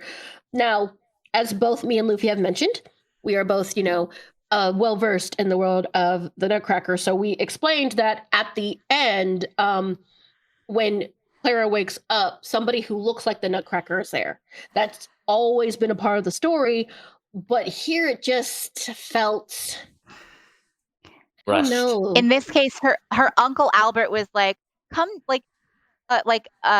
had a new friend. But first, the maid, before she puts on the ugliest outfit, is like, you must come down. You have guests, so you're gonna want to dress nice. Like she makes a point of saying that she's gonna want to look nice, which I think is why we're harping on this outfit. Yeah. And when she comes down, Uncle Albert introduces her to a little boy who, represents the Nutcracker, and he says his name is Nicholas Charles, or NC for short. nobody calls you that, Ken. And you're North Carolina. Nicholas Charles. What a name. Terrible. Oh, everything Terrible about this name. movie sucks. Carolina And- Northington. And somehow, No, the last scene is like a Christmas celebration at ice yeah, skating but you rink. guys forgot she somehow got her father's lucky pebble. How does she know her Oh, father has a lucky? fuck. Okay, so when they were, I think he might have given it to her, or her uncle did. we never saw that though. And the thing is, Yeah, I know. If they did do that, I don't remember it. when they were singing that song, Mary was not there. Mary was up in her room. She was so upset. It's like, and it ends on them ice skating, and it's just, there's a reason why this film has a 0% rating on Rotten Tomatoes. The thing It about has a 0. It has a Yes, 0. It does. I Yeah, thought it would be like a 7 or a We 14. even It said has a that 0. when we were doing the basic info. How this did I movie forget? ruined John's mind. Yep. So What here's, little there was left to ruin, I guess. so here's the thing I have noticed about like bad movies and media that is not like, really good. Some of it can be inoffensive. Some of it can be really enjoyable because it is so bad and silly. Like the last thing we watched was Santa's Sleigh. And while we didn't like that film, is it Joe Goldberg or Bill? Bill Goldberg. Bill Goldberg plays Santa, and he was like, "Oh, I get to play a killer Santa? Fuck yeah!" And he is having so much fun.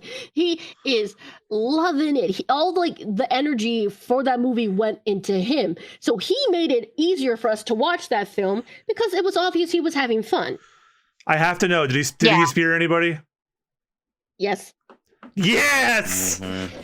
but so even though that movie was not that great, it's like that performance was what made it enjoyable for me and Jad. But this, even with such an amazing cast, they are given absolutely nothing to work with, nothing to do. They're just suffering. I need to read part of Roger Ebert's 1 out of 4-star review at the time, Oh, he was alive for this including one. the quote. And from what dark night of the soul emerged the wretched idea for the Nutcracker in 3D? Ebert went on to claim it as, quote unquote, one of those rare holiday movies that may send children screaming under their seats. He's not wrong. Wow. That's pretty close to his North review. And it's funny that Rooty brings up Bill Goldberg because he's very loosely related to one of our news stories today. Oh, wow. So, like, there's nothing here. The performances, again, I feel bad because I can tell the actors are trying. They're struggling. You can tell, but there's the outfits are very. Some of them are just straight up bad. Like that dress, the Snow Fairy's dress, is god awful. It looks like she's wearing something like a very weird dress made of tinfoil. It's odd. She looks like she was wearing a sandwich that was in the fridge. Mhm. Yeah. She pulled it out of the garbage and like put it on. I don't know why. Oh god. So It the sounds music- everything. Sorry. the music would have been good, but they kept fucking it up. There's the Russian dance, and they speed it up for some Mhm. reason Mhm. in this, and that's like one of the best songs in the ballet. The CGI is not that great. And, It's like- a nightmare feel. Dog Yeah, water. like Yeah. everything about this film just is such a Strikes massive. out. Yeah, there's not a single redeeming quality about that. I can't think of anything that I really truly enjoyed in this film. No, Is this it's worse? terrible. it Is this was- worse than 8 Crazy Nights for you then? Yes. Okay, so while this one is bad, it at least didn't have Rob Schneider voicing an Asian man. True. Fair point. I mean, but it had Nazis it had a that were That is rats. true. yeah, it had a very offensive allegory. Like Okay, you know what? I think you guys are right. I think this is worse than 8 Crazy Nights. At least 8 Crazy Nights. At least 8 Crazy Nights had a better soundtrack. Yeah, at least and this, better like- animation. Oh yeah. At least the Yeah. songs in 8 Crazy Nights were actually good, and like some of them were catchy. This is just oh, bad. I will remember Bum Biddy till I'm on my deathbed. I'll never remember a goddamn song from this. So I'm No. gonna give this a 0.5. Jad, what are you giving it? 0. Like it doesn't deserve any score whatsoever. Actually, I'm gonna give it a 0 too. John, I'm yeah. This is flat 0. This movie is going to leave my mind as soon as I hang up on Discord. I think it already has. Like honestly, while you guys were doing the summary of the plot, I'm like, wait, that happened? Like, and I was paying attention to the movie the whole time, and I'm like, I don't remember that shit at all. So yeah, I'm sorry if it didn't grab my attention to make me remember it in a review. 0. It doesn't. It's not serviceable. It's not even horrible, memorably horrible. It's just forgettably bad. 0.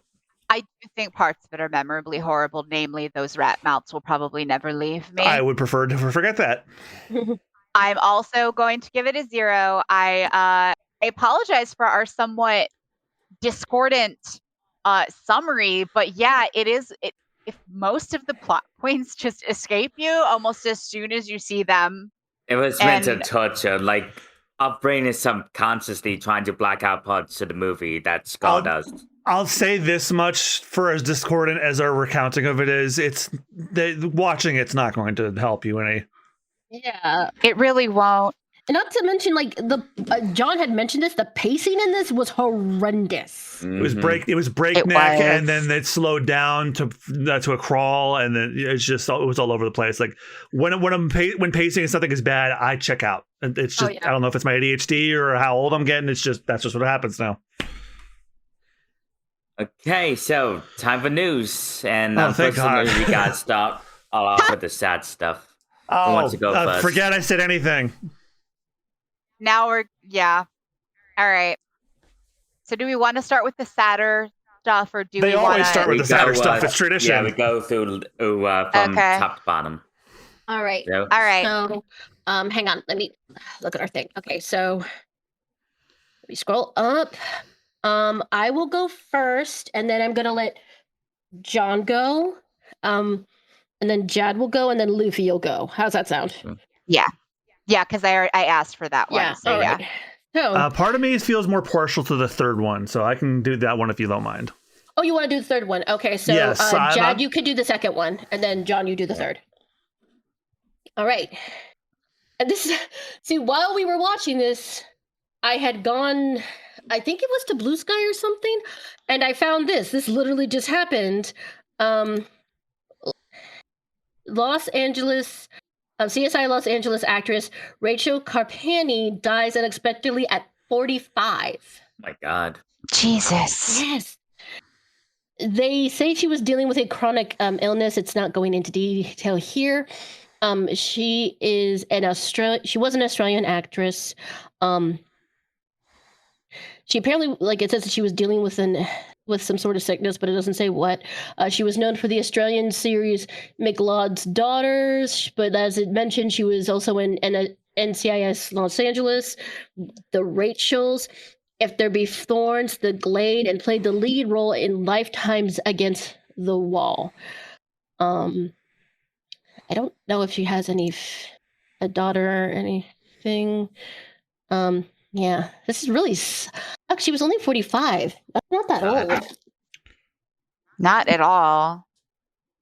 Nah, that's only 10 years older than myself. Fuck. Yeah. Yeah, now this one I think is going to upset all of us because we grew up with him. Dad? Boy.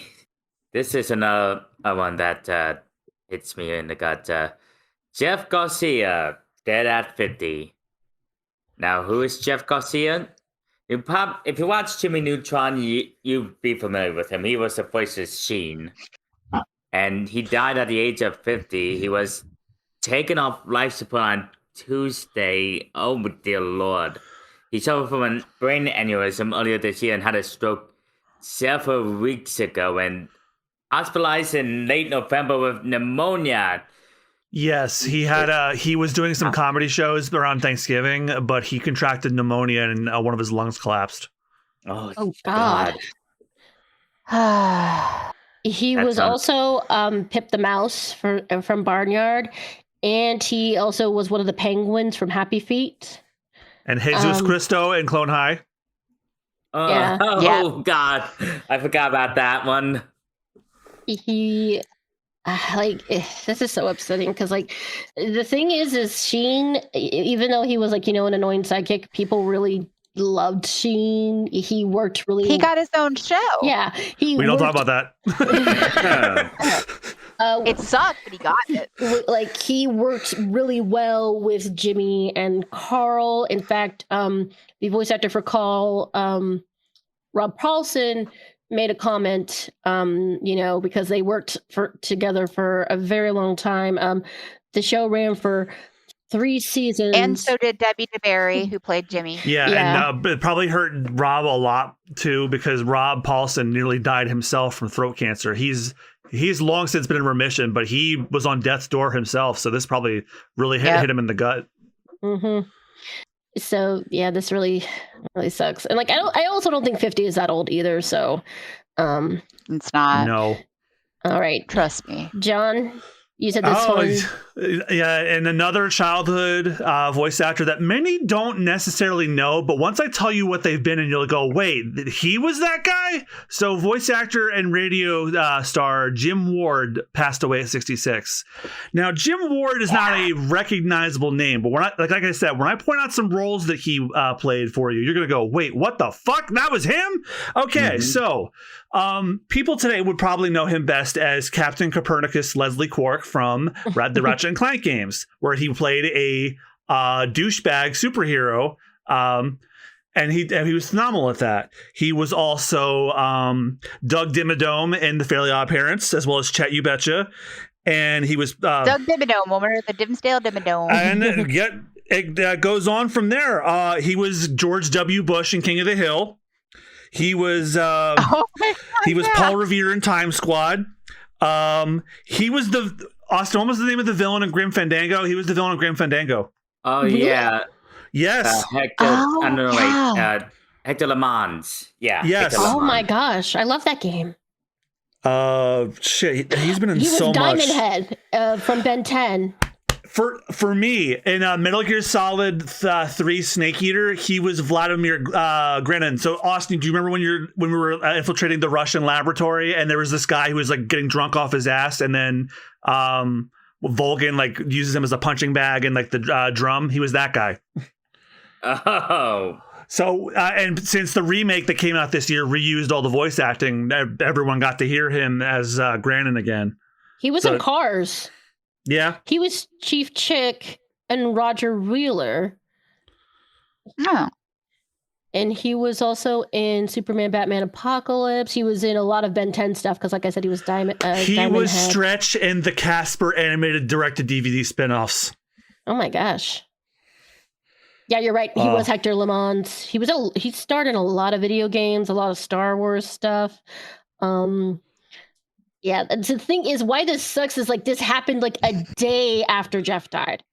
Well, Austin in Resident Evil 4, the original, he was Jack Krauser. Oh, wow. The guy with the knife that you do in the night fight with? The wonderful thing about Krausers. Okay, so I shouldn't laugh, but here's the thing. Jim, I hate to be the that guy, but Jim Ward's death, unfortunately, is one I saw coming. Because back during the COVID-19 pandemic, Jim Ward got hit with a nasty, nasty ass case of long COVID, and also he suffered from Alzheimer's. So that is why in Ratchet and Clank Rift Apart, which came out, which was like one of the launch PS5 games for like the launch year, Jim Ward did not come back for Quark. And in fact, Quark, I think, has like one speaking line during the parade that they throw for Ratchet, never hears from him again. And that's why, because Jim could not act or even breathe anymore. So he had to retire. And unfortunately, it sounds like he suffered long, but you know what? He's not suffering anymore. Yeah. Yeah. All Rest in peace, Jim Ward. He was supremely talented. He was. And, yeah. Yeah. Luffy, you got the darkest one. Absolutely. Now, going into my area of expertise, true crime. On Sunday night, director and actor Rob Reiner and his wife, Michelle Singer Reiner, were discovered stabbed to death in their Brentwood home. Multiple sources told CBS News that the couple's daughter, Romy, is the one who discovered them. Oh, jeez. Yeah. This is still developing right now, too. Mm-hmm. Yeah, this is still developing. As of now, Monday, December 15th, because I'm not sure when this episode is going to go out. Yeah. Yeah, we got the news very late last night. Yeah. It is being labeled an apparent homicide, and their son, Nick Reiner, has been arrested on suspicion of murder and is being held at a bail of $4 million. Arrested on suspicion means that they don't necessarily that he hasn't they want to keep him in custody while they're still figuring out what's happening, but he hasn't been fully charged yet. Yeah, and so far a recent report came out that accounts have come out that there was a Christmas party at Conan O'Brien's house, and Nick Reiner's behavior was, according to people who chose to be unnamed to maintain relationships with people involved, he was asked to leave after he had very erratic and disturbing behavior. It's not an indictment that he did it, but it's what people are saying now. Yeah, Nick Reiner has struggled with addiction since a very young age, has been in and out of rehab, living on the streets on and off since age 15. In 2016, he and his father collaborated on a film together that centered on the subject of addiction. And they felt that it was very healing. But you know, we don't know. We don't know all of the major details. One thing we do know that I do feel the need to mention because it pissed me off. I think it pissed all of us off. Yeah. Yes, that it pissed all of us off is that President Donald Trump chose to Truth Social with a tweet, essentially. They're called truths on Truth, so that's stupid. It's an oxymoron. Yeah, where he claimed that Rob Reiner used to be a talented movie director and comedy star, and implied that he was suffering from "quote unquote" Trump derangement syndrome, which isn't even a thing. It's not, but it's his like slang for people who disagree with me. And Rob Reiner, if anything, was known to be extremely outspoken about politics. He always has been. And he did not like Trump. And neither did his late father. Yeah. Carl Reiner was almost more vocal than Rob was. Like he's been critical of everything from, smoking to, conservative campaigns over the years. And Trump choosing to talk about his raging obsession with Donald J. Trump, again, talking about himself in third person, like, fuck off, dude. Like, and when people, including several Republicans, told him like that was fucked. That's fucked behavior, bud. That's not cool. He decided to double down in a video where he claims in his little speech going that Reiner was part of the quote unquote Russian propaganda. Jesus Christ. I didn't hear this part yet. This just happened. Okay. All right. Just happened. Luffy, I don't want to interrupt you, but I just gotta say something. So a certain person who was a big Trumper died a while back. And people made fun of him because the person, I'm gonna call him a Cheese. Cheese was a very Mr. Jerk. Cheese Jerk. Yeah, Mr. Cheese Jerk was not a good person. He basically was brainwashing people and being a very hateful, bigoted man. And because he had power, he had influence.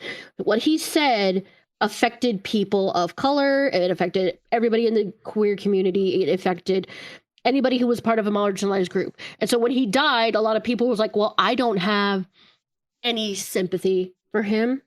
I don't care about his wife or his kid. And people were saying how cruel. Meanwhile, Trump is doing this. This man just died today. This is so unbelievably disrespectful and disgusting to make someone's death about you. I am sorry. I doubt we have any Trump voters listening to us. If you are, I don't know why you're here, but I would like to say, get the fuck out. Yeah, get the fuck out. And Donald Trump, get your shit together. Go fuck yourself. You are a despicable human being. I already knew that, but you just became even more despicable.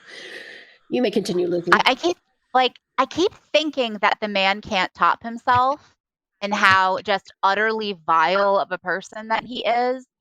And yet, and that's why I stopped saying it, because he disappoints me every time. Gets worse. He just manages to, and we just had a lot of loss yesterday. Not just amongst actors and stuff, but there was a shooting in Bondi Beach at a Hanukkah celebration in Australia where multiple people died, and some people are still on life support. Killed 15 people. It's one of their first mass shootings in decades. And one of them was one of the last living Holocaust survivors too. Yep. It's just, in Australia, their gun control is like I said, they haven't had a mass shooting in years. Not since 1996 or something. Yeah, something like that. And it's the last one that they had didn't even reach double digits in victims because they managed to get it under control. Everything is just, and for it to be an anti-Semitic massacre, it's just, like I said, true crime is a pretty major special interest of mine, and I could honestly talk about cases till the cows come home, but that's in our modern news. So maybe we should move on to some more happy and positive things. And let's see. Well, there's one, and then it gets dire again. But then we go back. This one's you, Rooty. It's me? Okay, here come. All right. All right. So, this is some good news.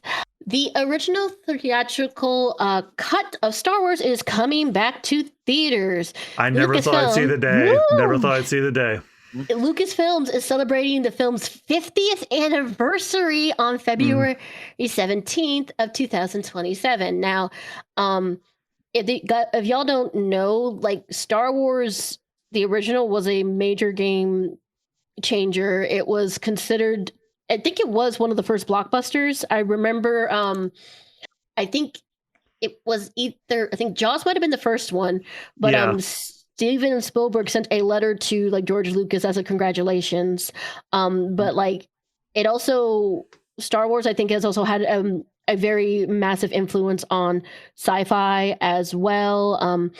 And this was like a gamble at the time. I don't think anybody thought it was going to be good because it wasn't a household name. No one had heard of a Star Wars. It was completely brand new. And so the fact that they're actually releasing it for the 50th anniversary is kind of a shock, especially considering that Disney owns the rights. And Disney has, we'll see. I think the thing is Disney kind of learned its lesson with like just releasing their movies on streaming. So maybe they just, but also like, I think it's really, you get a chance to see Star Wars on the big screen. That's going to sell a lot of tickets. The bigger draw, really, though, Rudy, you might the one part that everyone's forgetting too is that this is the original theatrical cut of Star Wars. So this is the version of the film before George Lucas made all those weird ass fucking changes in the 2000s. Thank God. Like where he needlessly put in CG. Well, I want, like, is this the original cut for A New Hope, or is he doing all three of them? Because I would literally kill a man to watch a version of Return of the Jedi that doesn't have that fucking weird musical number in it. Yeah, that. Yes, that. And then with the guy with the Shrek looking monster character yelling and spitting into the screen. Yeah, the only way I'll support this is if immediately after this, for the 50th anniversary, they release a Blu-ray.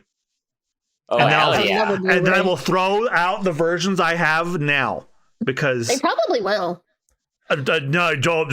You hope too much. Well, I mean, it's the 50th anniversary. I know, but like I thought this even happening was a pipe dream. All right, so Jad, you're next. Yeah, so unfortunately, ready for more hell? Yeah, Paramount attempts a hostile takeover of Warner Brothers. Can we have a hostile takeover of these people and put them all in fucking prison? No, David Ellison, who hired John Lasseter and that one creep who directed Rush Hour, who got accused of sexual assault. Of course, he wouldn't take no for an answer. Oh, yeah, I can't take credit. That was dirty. Blue Sky, in hard drive. So, yeah, David Ellison, the nepo baby son of Oracle founder Larry Ellison, who's a big tech mogul and very, very close friends with Donald Trump. Like we saw with the. You said it again. It's mogul, not mogul. Kupo. Mogul. Mogul. Yeah, there you go. And yeah. So his startup entertainment company Skydance bought Paramount out about a year or two ago.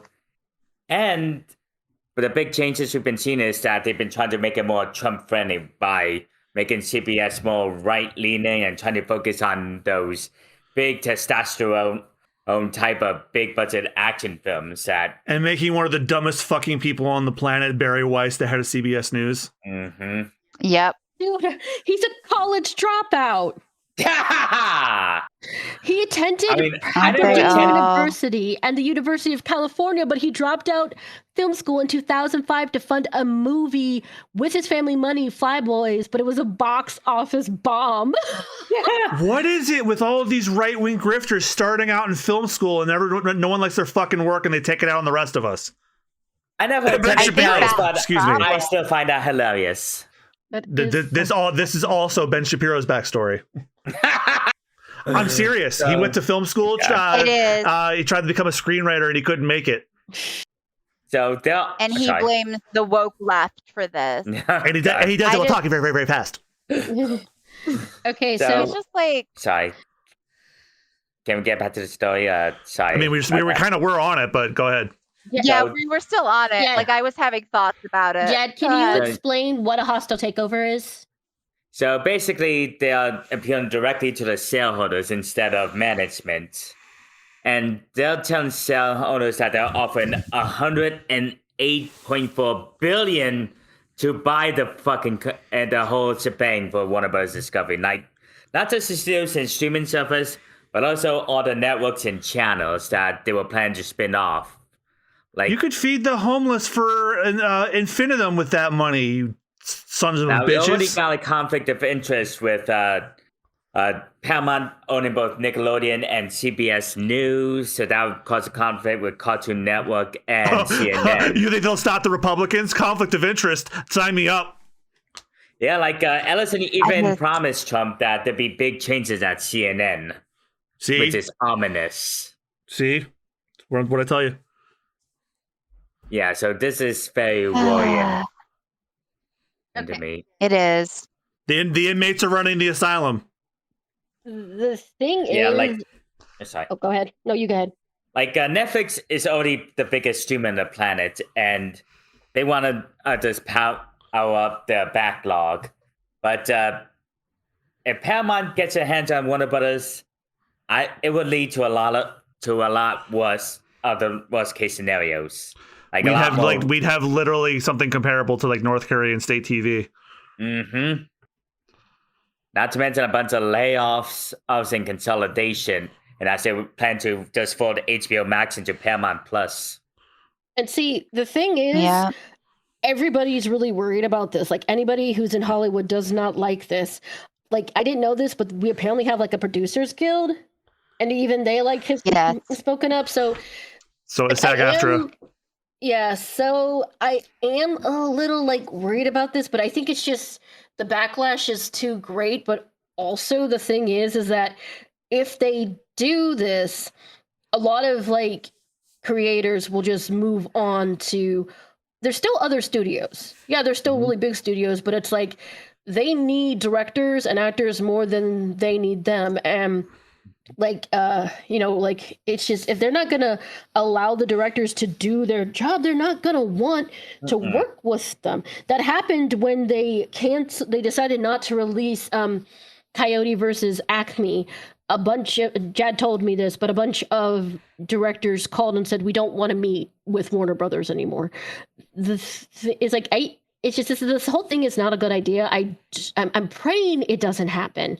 I think that there's not enough like pushback that it probably won't. But also, just Dave Ellison sounds like such a little dick. Oh, I've dropped out of film school, so now I'm gonna buy Take it all out this. on Hollywood. And the rest of the world at large. Basically, I mildly expand on this Go ahead. with another, what I would consider adjacent story. Unfortunately, both like COSA, the Kid Online Safety Act, which has been defeated several times, but is once again up and has passed certain subcommittees, being brought up to be brought up to the Senate and House, which is upsetting and scary because it is, tied up with all of these like ridiculous age verification laws and other censorship laws that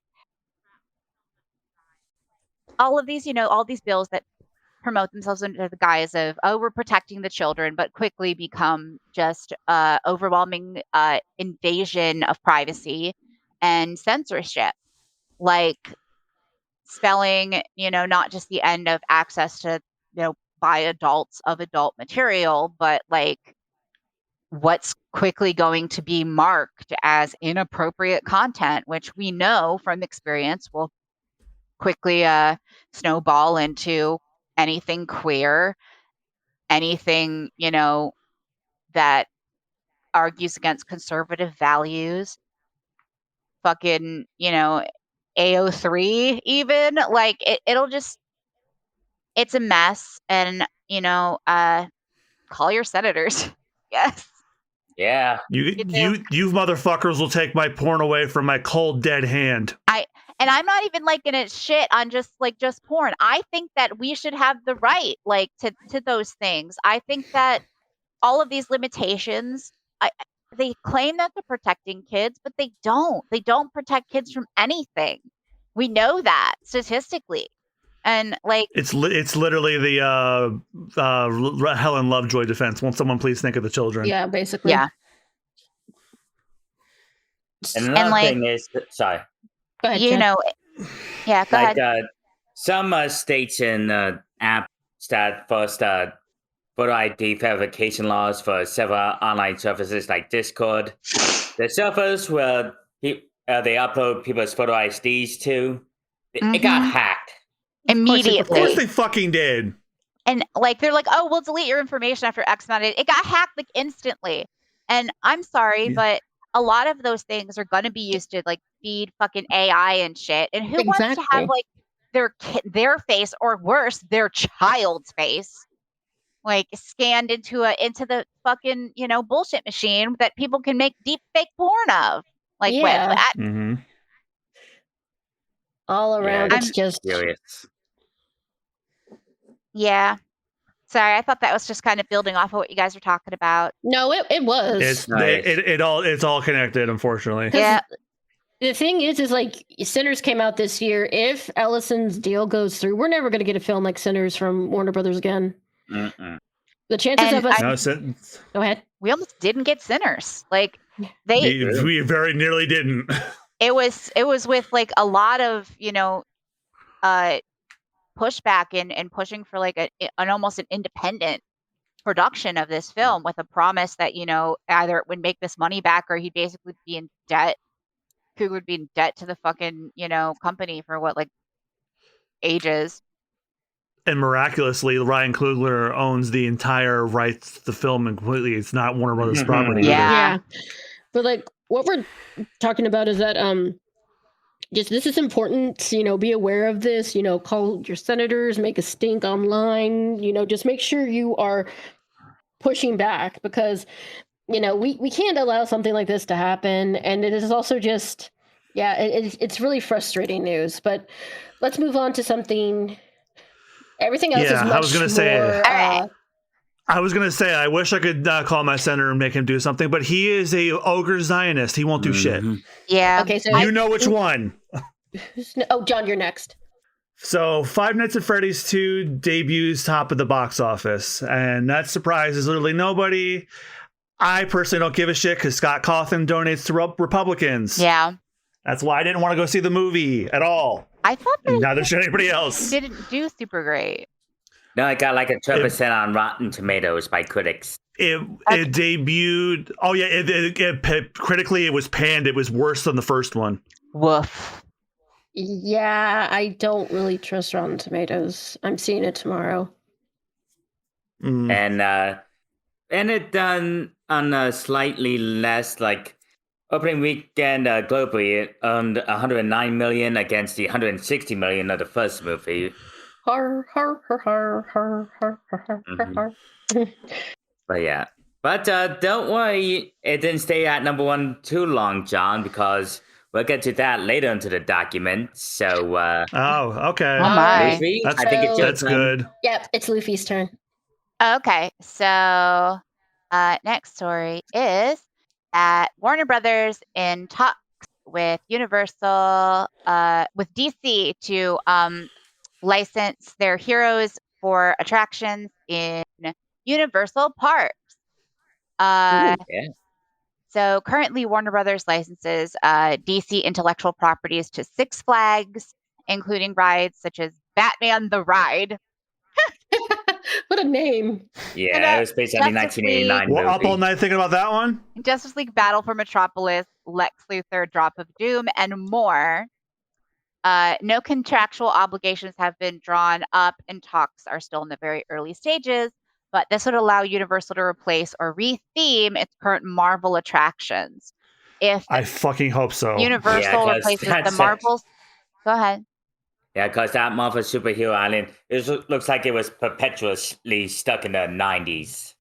Yep, they're because of the whole thing with Disney. They're not legally allowed to update it. They're allowed only to maintain it and nothing else. Yep. It said that if Universal replaces the Marvel Superhero Island and has no Marvel Universe within their park, the contract with the now Disney-owned property would be terminated, and they'd no longer have theme park rights to anything under Marvel, which they might prefer. They might end up doing that. Because, like, honestly, Six Flags has their thing with Warner Brothers, but maybe I think that came to an end, or they're just not doing so hot, so they probably want to make a deal with a more successful park. And honestly, Universal is killing it right now. Yeah, and even if the Netflix deal happens, Netflix already started licensing out a bunch of the stuff to Universal, especially during Halloween Horror Nights with the Stranger Things haunted houses. Mm-hmm. Yeah.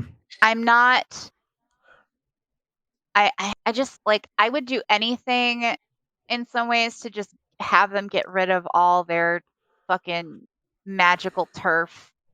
Shit. Unfortunately, that one makes the most money, and now it has 2 parks in Universal Orlando. Don't remind me. Yeah.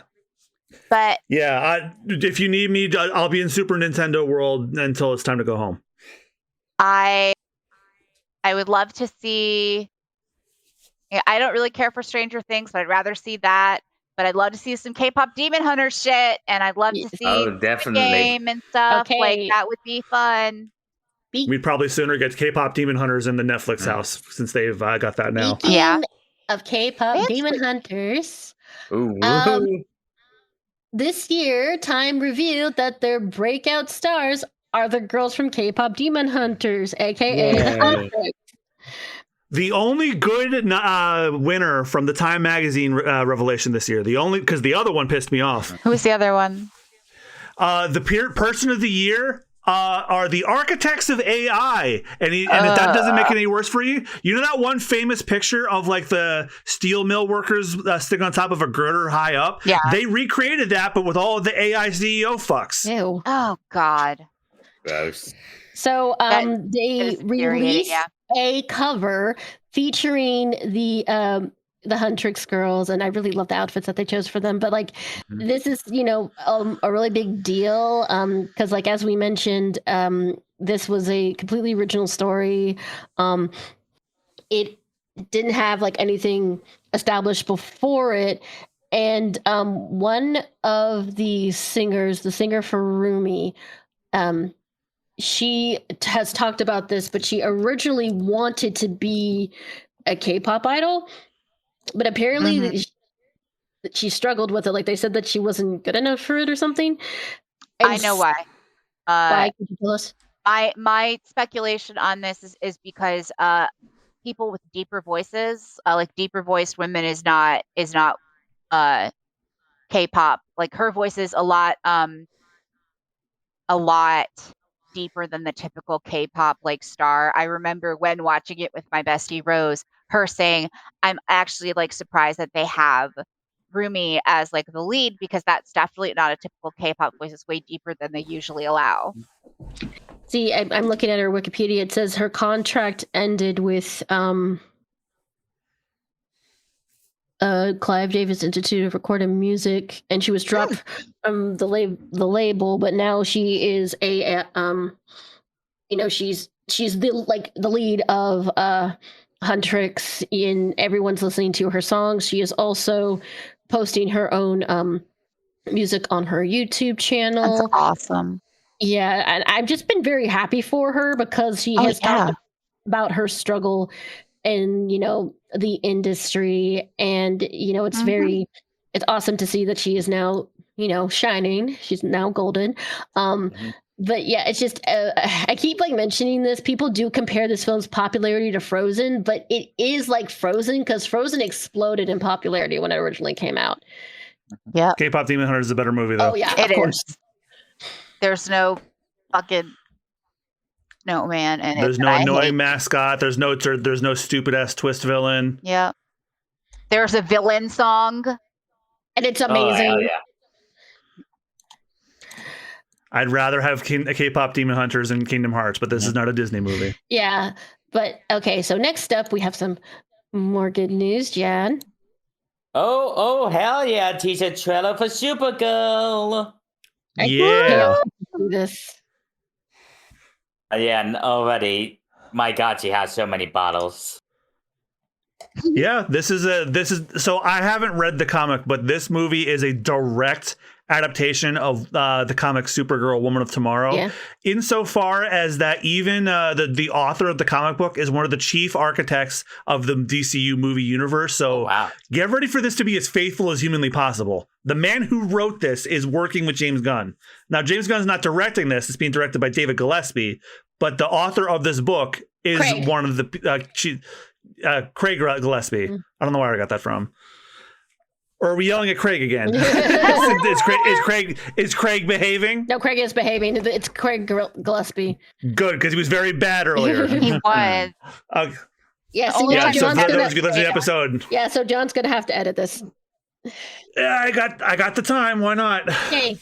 So yeah, from what I know about the story, and you get a little bit of a glimpse of that from the end of Superman. So Superman, when Krypton was destroyed, he was just a little baby, and he was sent to Earth and was raised by two Kansas farmers. Supergirl, on the other hand, was well into her teens, so she was old enough to process grief and loss, and she is not processing it well. And she's actually younger than Superman, but I think just at some point her pod gets frozen, so she's like, Yeah. in a cryogenesis like Captain America was. Yeah. And obviously she can't get drunk on worlds with the yellow sun because that's the yellow sun heals Kryptonians. So she goes to planets with the red sun to get drunk instead. Oh, wow. Yeah. As one does. I've heard the comic is really good. I recently watched a video. John, I think you suggested this guy or you mentioned him. Are we talking about the Birdman? Yes. I watched his, I love the Birdman so much. So he was talking about, he was exposing the Critical Drinkers review of the trailer. And he was talking how it is based on a comic. I've added it to my Barnes & Noble wish list. But I also really like that at the end of the trailer, they show the comic it's based on. So they'll be like, yes, hey, that is wonderful advertising. Yes, read this work. I really like that. But I also really like, again, it's not like really an origin story. It's like, it kind of like she's already sort of established. I really do appreciate that they're doing that because I don't hate like origin story, but it's like we've just had so many in this past few years. It's been really exhausting. Definitely. You're going to get a glimpse of her origin somewhat. Yeah. Like they're going to show bits and pieces of her time on Krypton, but I don't think it's going to be a main focus. My favorite part of the trailer is this one line towards the end because it solidifies the difference between her character and Superman's. Someone asked about, one of the characters asked her about her cousin, and she says, he sees the good in everybody. I see the truth.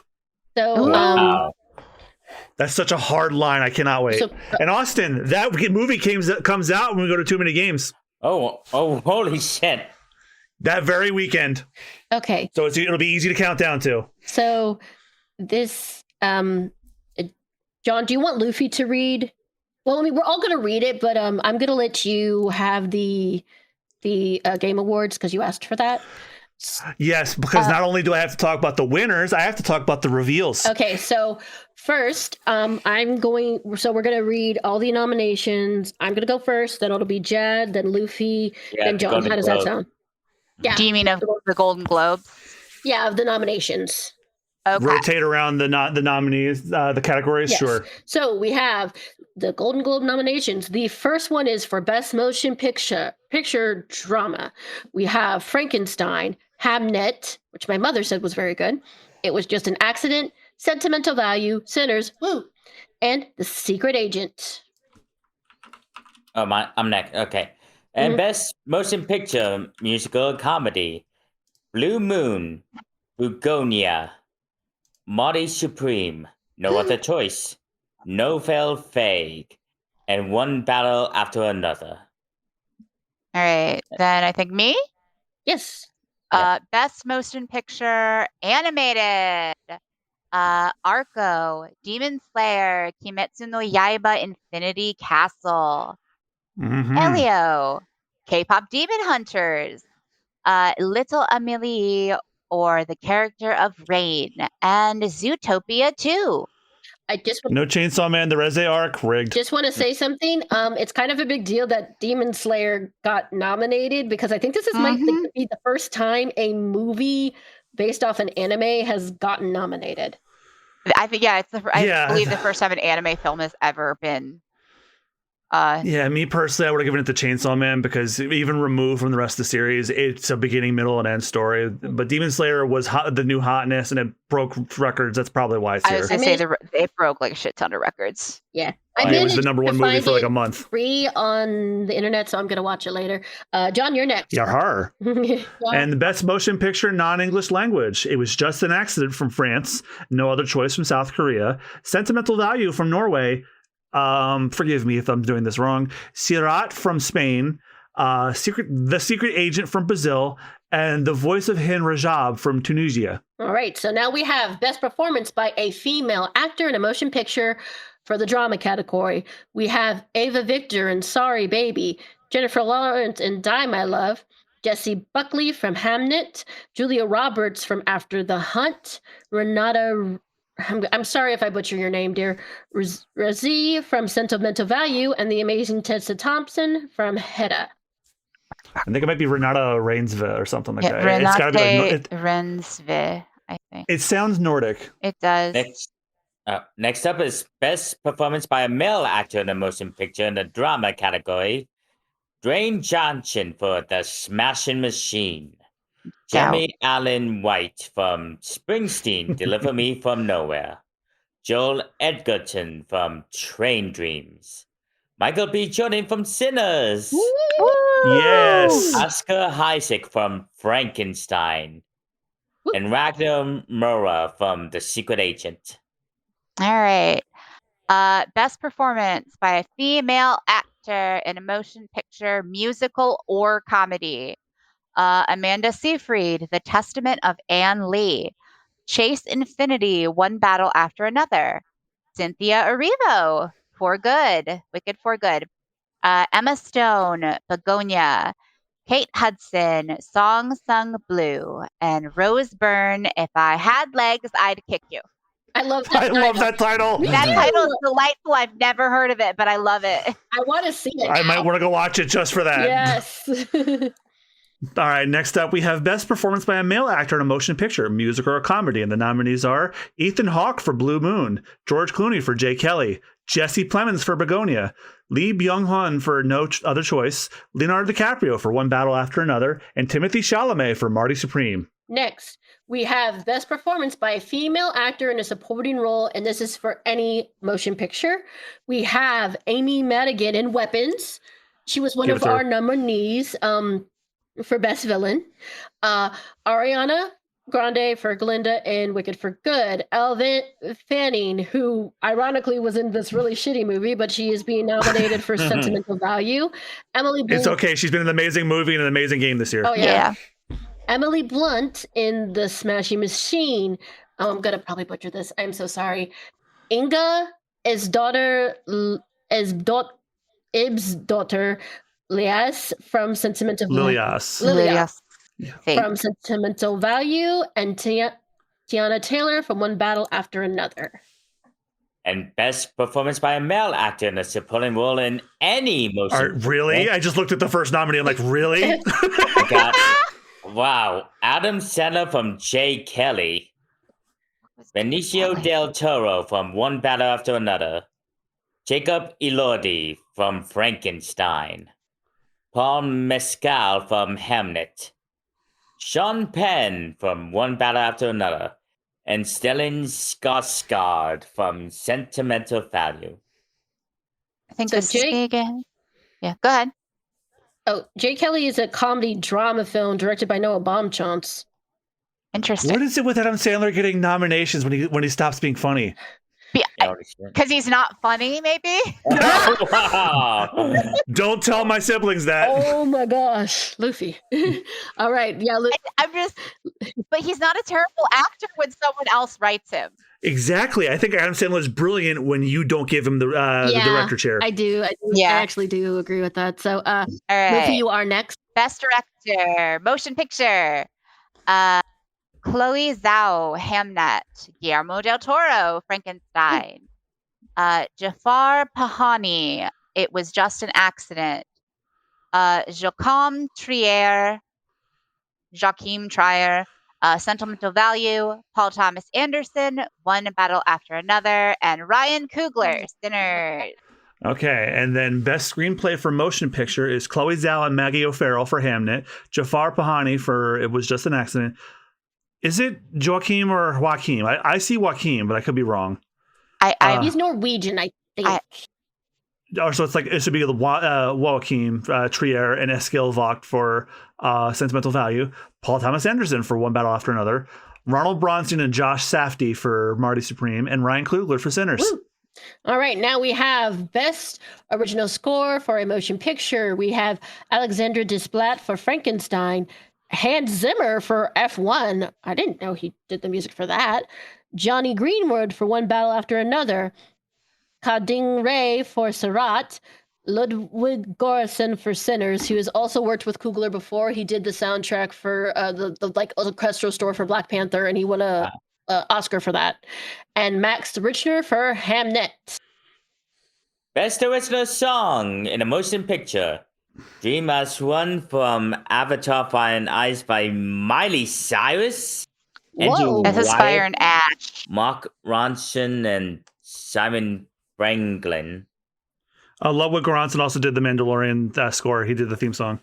And Golden from K-pop Demon Hunters. Yeah, yes. Performed and composed by, I am so sorry if I'm butchering these, Jungyu Kwak, Yoo-Han Lee, Hee Dong Nam, John Hon Seo, Park Hang Jun, Kim Yun Jai, and AKA Mark EJ. Gullenblick.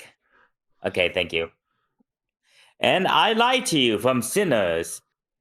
Performed and composed by Raphael Sadiq, Ludwig Göransson.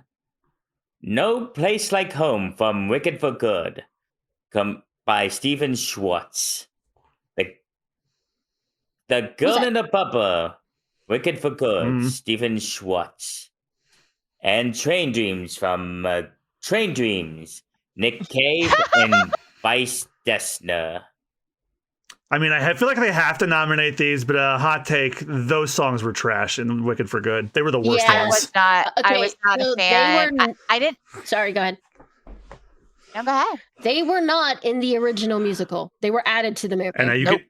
And you can tell. Yeah, they're really not that good. I didn't like them very much. I didn't mind The Girl in the Bubble. It was okay, but I No Place Like did Home was not not like good. It was not good at all. I thought that Ariana delivered surprisingly good vocals in The Girl in the Bubble. Like she showed some range in there, and that was cool. Yeah. Cinematic and box office achievement. Avatar, Fire and Ash. I didn't even know the third Avatar had come out. I suspected it comes out in like a couple days. I thought why is it another nominated? decade. Yeah, why is it nominated? They're predetermining it's going to make a lot of money because the first two did. That's true. Ugh. F1, K-pop Demon Hunters, Tom Cruise, Mission Impossible, The Final Reckoning. That one was a flop, though. It goes like $500 million against a $400 million budget. To be fair, this was for achievement. It did not say it was a good achievement. I thought that's what box office achievement meant, was like that on how much it made or whatever. I'm choosing to interpret the language as vague on purpose, looking at what I'm seeing. Right. Because K-pop Demon Hunters didn't do well in the box office either. Well, I thought it technically did. It did okay. It did pretty okay, but it would have done better if it was put in theaters in the first place. Yeah. Sinners, Weapons, Wicked for Good, and Zootopia 2. Zootopia 2 deserves it because I think it just crossed $1 billion. Yes. Yeah. John, you're next, I think. Best television series drama, and the nominees are The Diplomat, Pluribus, which I'm interested in because I'm a big Vince Gilligan fan. Yeah, I've heard nothing but good things. Severance, Slow Horses, The Pit, and The White Lotus. I've also heard good things about The Pit. Probably from me. I think it was from you. And I trust Luffy. Luffy knows what I like. So next we have Best Television Series, a Musical or Comedy.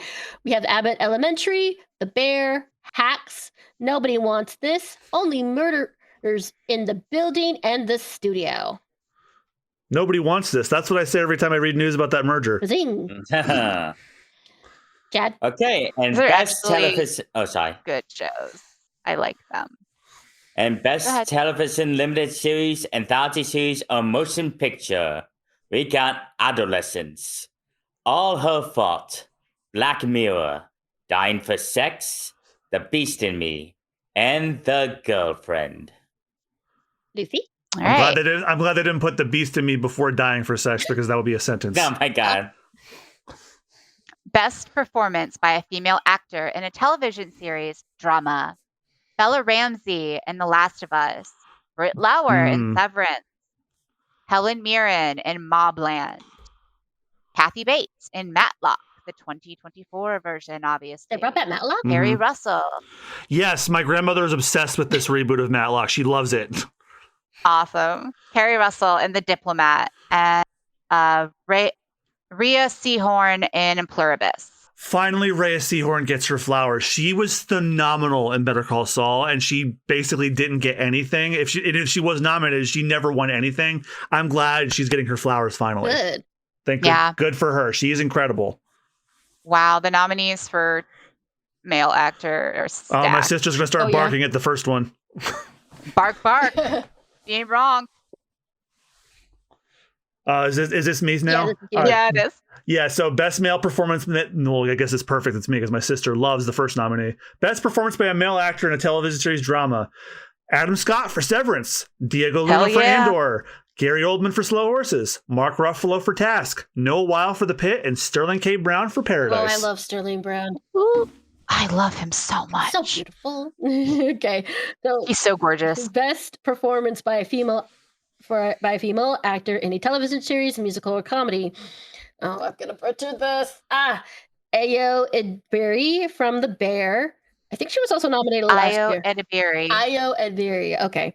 Jean Smart from Yeah. Hacks. Jenna Ortega from Wednesday. Christian Bell, aka Princess Anna from Nobody Wants This. Natasha Leone, aka Smoky Quartz from Steven Universe in Poker Face. Bark, bark. And Selena Gomez, Only Murders in the Building. In Kristen Bell's defense, I knew her first as one of the major characters in the Assassin's Creed games. And what? I've seen her in so many things. I'm obsessed with her. John, what did you say? What was she in?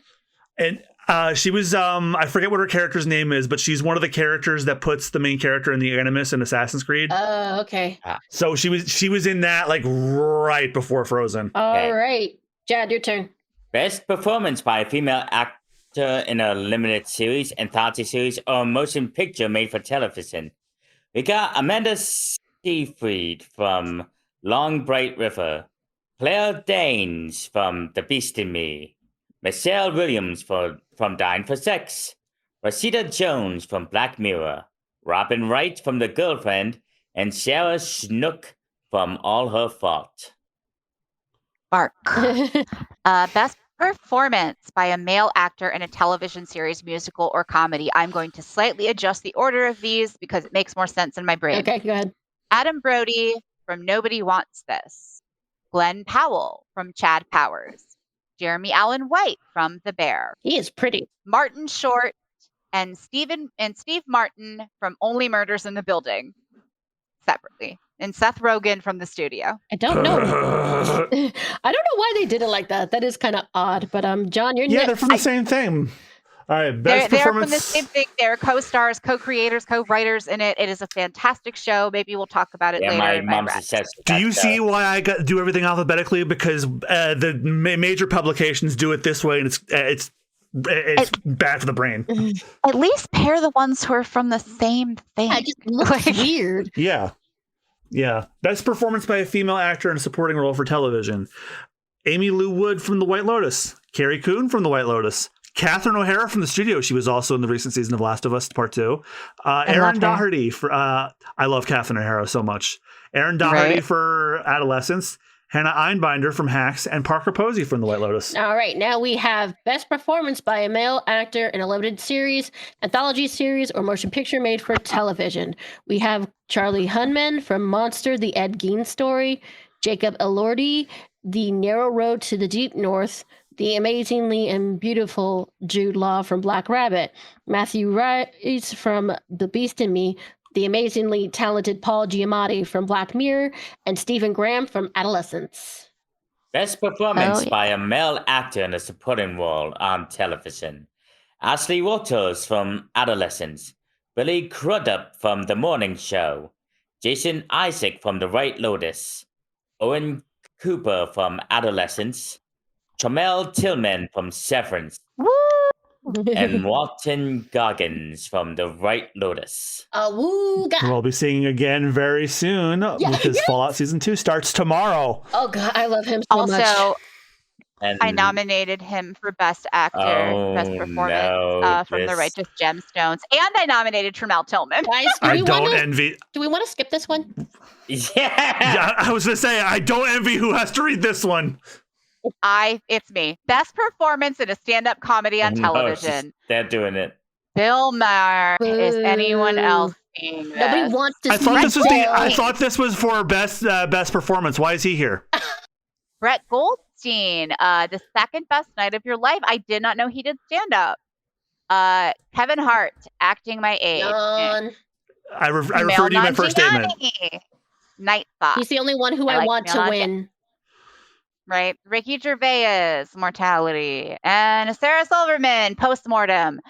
Excuse me if I say doubt to all of those. Really? The only one who I think actually would have done a good job is Kamal Nanjiani, because he's crazy talented and extremely funny. Oh, yeah. I will give Kamal Nanjiani, and I actually did not know that Brett Goldstein did stand up. I like him a lot. I don't know. Maybe he's decent. I haven't heard Sarah Silverman. Yeah. Oh, sorry. I didn't mean to interrupt you. No, so I was going to say, but I'm always very, I'm gun shy with basically any Brit doing stand up. So I don't know if Brett Goldstein's a decent guy or not. Yeah. Like out of all of these, like I haven't heard Sarah Silverman's comedy in a while. Last time I heard from her was in Wreck-It Ralph, and I thought she was great in that. Camille Nanjiani, I think, is still talented and funny. I don't know anything about Brett Goldstein, but Ricky Gervais is a transphobe and a jackass. Kevin Hart is cringe, and Bill Maher's a Zionist fuck ass. Fuck off. And, Kevin Hart was also in the Ridya Comedy Festival and made all of these videos praising the regime. Jesus Christ! Essentially, okay, and yet that's somehow not John, read the last not any category. worse than. Yep. Okay, so wow. Thankfully, this one is normal. I was really worried when I read the title. Best podcast. Armchair Expert with Dax Shepard. I guess that's what Dax Shepard's been up to. I didn't know he Call Her Daddy. Good Hang with Amy Poehler. Being married to his hot wife, Kristen Bell. Good Hang with Amy Poehler. I almost had a heart attack. I thought that said Amy Schumer. Thank God it was the better Amy. Smartless with Jason Bateman, Sean Hayes, and Will Arnett. Oh, that the actually Mel sounds Robbins like fun. podcast. And up first. All right. So I'm not sure when the Golden Globes is being streamed live Sunday, January 11th. All right. So I promised John this one because me and John watched the Luffy. Were you there? No, it was you, me, Christine, and my friend of the channel, Zerberus Aro. He was the man with the encyclopedia on my Final Fantasy marathons. I just want to say this before we start. I loved having Zerby there because every time there was somebody who we all didn't like, he's like, I need to stab something. Stab. It was just, I loved his commentary. He would either say that or I sleep. I honk shoe. I honk me. I sleep. I loved that. Okay, so John, take it away. So to my fellow co-hosts, which would you rather have first? Would you rather have the winners of the awards first or the world premieres? Winners first. Winners first before we get to the announcements? Okay. So do we want to do it like last time? Where we all cycle? I wanted to have you guys do that, but the official Game Awards podcast is on a flash thing where you have to click it a bunch of times. Oh no. And it doesn't. You can scroll down. Well, tell you what, I was going to do. Are you using a different list than us? You probably are. You probably Do you are. want me to send you the list we're using? You're using the IGN one. Yeah. Okay, so why don't we? So why don't we cycle around? All right. Austin, Awesome. I'm gonna give you this one because this is your goatee. Oh, best family game, Donkey Kong Bonanza, and Yeah, it didn't have much competition. And I'll go So next. yeah, Mhm. Innovation and accessibility, Doom: The Dark Ages. which none of us have played, but I Yeah. imagine it does have a lot of AAA games are doing pretty good with accessibility options, like colorblind modes, invincibility if you're having trouble with bosses. I imagine Doom has something like that. All right. I like that. Okay. Best esports game, Counter-Strike 2. that's still going No on? fucking shit. That thing wins every time, if I recall. People are still playing that game. John? Okay, Sean. Should we skip the esports athletes? No one here gives a No. fuck. Yeah. I mean, there's only 2 categories. But I The want best esports athlete. Okay, then let me get them out of the way. Best Oh. esports athlete, Chovy, and best esports team Vitality for Counter-Strike 2. Best, okay. okay. Best mobile game. Oh no. Umamushumi Pretty Derby. This is the Do you horse want- game. Oh, It is. shit. It's Uma Musume Pretty Derby. It's both a game and an anime. This doesn't surprise me at all. It's anthropomorphic. Cute. You know the trend of cute anime girls that are representations of real things. Yes. Oh, thank God. I Yeah, thought yeah, this was this- the this- game where the horses had a twink space. No. No. That's my horse. They, No, friend. I they know. look like cute girls with like ears. Okay. They're based on real Yeah, race. you were horses. thinking of my Yeah, horse and- prince. And Yeah, you and, were thinking of a different horse. Okay, and Rooty? they have horse races you bet on, but they run because they have 2 legs like people. Okay. Oh, my God. All right. So next up, we have Best Independent Game, and John was very happy because it was his favorite game of all time. Well, This year. this year, Claire Obscura Expedition 33.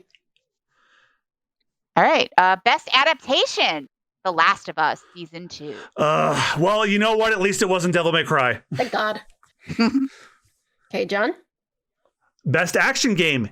This will also make Austin happy. Hades 2. This is the only Ooh. award Hades 2 won. All And right. best performance, Jennifer English from Expedition 33. And this- I was very happy about this one. Jennifer English is not only a very talented actress, she's also neurodivergent and openly gay. So I thought this was Good very for her. good. her speech was also very, That's nice. very sweet. Now I'm Yeah, happy. she said to all my neurodivergents, I know hard life feels like it's on hard mode. I'm like me. I think my life's on Dante Must Die. Oh my God. But no, Yeah.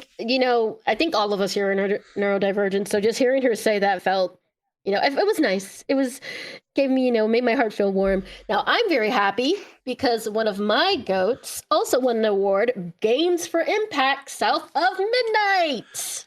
And with it came an announcement because the directors came up to speak and they said South of Midnight's going to PS5 and Switch 2 next spring. So I will finally get to fucking play it. I might buy it for you if I ever get extra money.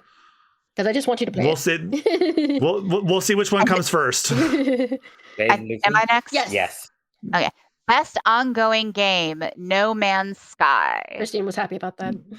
Yeah, No Man's Sky is still getting support Part of after the all this reason time. that I didn't watch this because I know maybe a third of the things that I'm saying. You missed a bomb ass opening musical number Oh though. yeah. To be fair, I was also deep in speed reading an entire thriller manhwa. Yeah. 70 chapters in a night. Okay, It was fun. Anyway, John.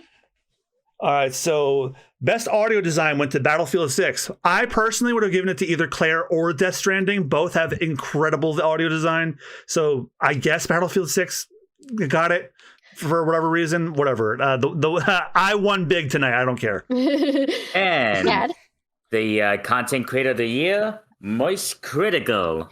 I'm just gonna say this. I kind of felt like that one was a little unfair because the only person on the list we all knew was Moist, so I felt like that was just a little imbalanced. But And the funniest thing about this is he was reacting to his own reward and he didn't give a shit. He was like, "Oh, okay, cool." I mean, to be fair, that's very much his Yeah. whole He's very Yeah, nonchalant. his sign off is, all right, that's it. See you. Yeah, I was gonna say, isn't he specifically known for having like a very flat affect? Or am I that's his thing. A very flat, deadpan delivery, and also his hysterical allegories. Yeah, I put in a video. You can see he's sometimes. Yeah, doesn't he play the bat in Dispatch? Yep. Best I can't wait. fighting game: Fatal Fury, City of Wolves. Which made me simultaneously sick and also kind of because SNK is now owned by Saudi Arabia. But on the other hand, Fatal Fury City of the Wolves is the only game on this list because the other ones were collections and a game that's not actually out. Ah. Yeah, because 2KXO, which is a League of Legends fighting game spinoff, it's in beta. That doesn't count. I think it's my turn. Yes. Yep. Most anticipated game: Grand Theft Auto. Yeah. Say it with me now. No fucking shit. Yeah, Dude, they're gonna charge think we're gonna $100 see for this this game. shit, and they're all gonna eat it up. No, the industry's gonna crash. We're not seeing it. I just wanted to make sure that I had the right Roman numeral. It's Grand Theft Auto 6, yeah.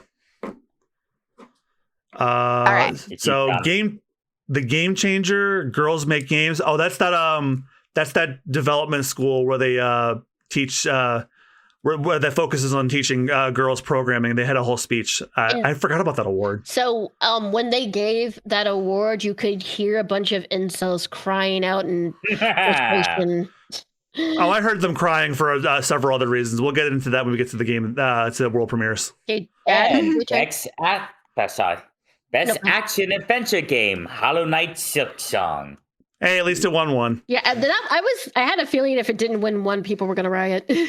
Best art direction: John's Goat, Claire Obscura. You guys can't see it. I'm dancing. The game about art winning best art direction, deserved. I do like that. Best sim/strategy game: Final Fantasy Tactics, the Ivalice Chronicles.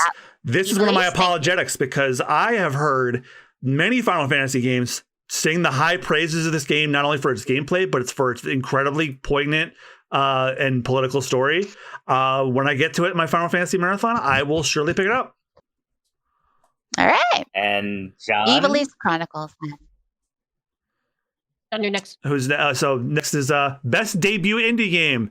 Hope you're sitting down for this one, Claire Obscure Expedition 33. Oh, gasp. I never seen this. And best score and music, Claire Obscure Expedition 33, composed by Loyan Testard.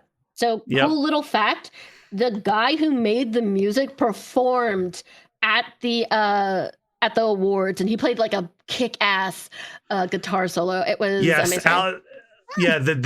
So they performed Un Via Ti Amo, which is my best original song nominee in our podcast. And you can listen to that song without knowing the context, and it's a banger-ass song. But once you play the game and look up what the lyrics are in English, you're going to bawl your eyes out crying. And I almost did when we were watching it on stream. I was trying my hardest not to reveal to the people who hadn't played it what that song's about. It's such a gorgeous song.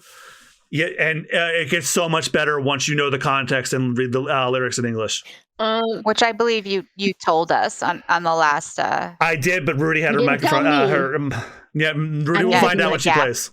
Okay, so next up we have best sports. Oh wait, is it you? Me? No, yeah, it is me. Racing game, Mario Kart World. Not really big. That much of a shock. I was pulling for Sonic Racing Cross Worlds because that has more content and has better replayability. Mario Kart World, it was the launch Switch game to game, and it was the open world's okay, but once you've done all the cups and everything, it kind of loses its luster because the open world's kind of boring. Sonic Racing Cross Worlds has got tons of support, and it's a much better game in my opinion. So, shame. Best community support, Baldur's Gate 3. A game I have been asked by people repeatedly if we would ever play on the channel. And yes, but I would have to buy it. It's never gone on sale for a price I can afford. And also the game is hundreds of hours long. I buy it for you. Yeah, it's, to my understanding, quite the undertaking. I buy it for you. If someone does, my cousin will be happy. I buy it for And some of everybody. my friends that are still obsessed with it. Best VR AR game went to the Midnight Walk. I have not played this game, but I know it's the one that was made entirely with stop motion figures. I have it on my wish list. Wild. think it I actually definitely want went to check on that one sale out. today. I remember getting an email about it. Yeah, Yeah. well, when you have when your bank account's in the single digits, it's hard to want to buy anything. Yeah. And best So fair. RPG, Clair Obscure, Expedition 33. Mhm. Okay, didn't have a ton of competition really. John, do you want to talk about why I and you are not happy about this one game winning? Is this the what? Player's voice. No, I'm much more unhappy about 2 down from that one. Okay, so I'll explain. So best player's choice, that it means the players voted, and they voted for Wuthering Waves. Big waves. Wuthering height. Yeah. So for those of you who are not aware, Wuthering Waves is a game that was created by. Is it by? Oh wait, no. Isn't that MiHoYo? Wait a second. No, it's not. Dude, I used to. Okay, sorry. So originally, I thought this was made by the same people who made Genshin Impact. It is not. So I'm so sorry, Wuthering Waves. I apologize. That's why I didn't react, because the one that did make me angry is 2 down from this one. Yeah. So originally, I thought it was by the people who made the Hoyoverse people. They have started replacing their voice actors with AI. But Wuthering Waves, I'm so sorry, Boo Boo, forgive me. But Wuthering Waves won player's choice. That means people voted for which game they wanted to win. Yeah, there was like a tournament in between when the nominees were announced and the show, and this is what the players wanted. Okay, I have an apology. I must go to the bathroom. You guys continue. I will be back. Okay, let's see. And, I believe I'm next. Oh, yeah. Best narrative, Clair Obscure, Expedition 33. Yep, great story. That deserved it. I also would have liked it if it went to Death Stranding 2, because it was a very poignant story. But Clair Obscure, this studio deserved all the wins. Now, for a studio that didn't deserve any.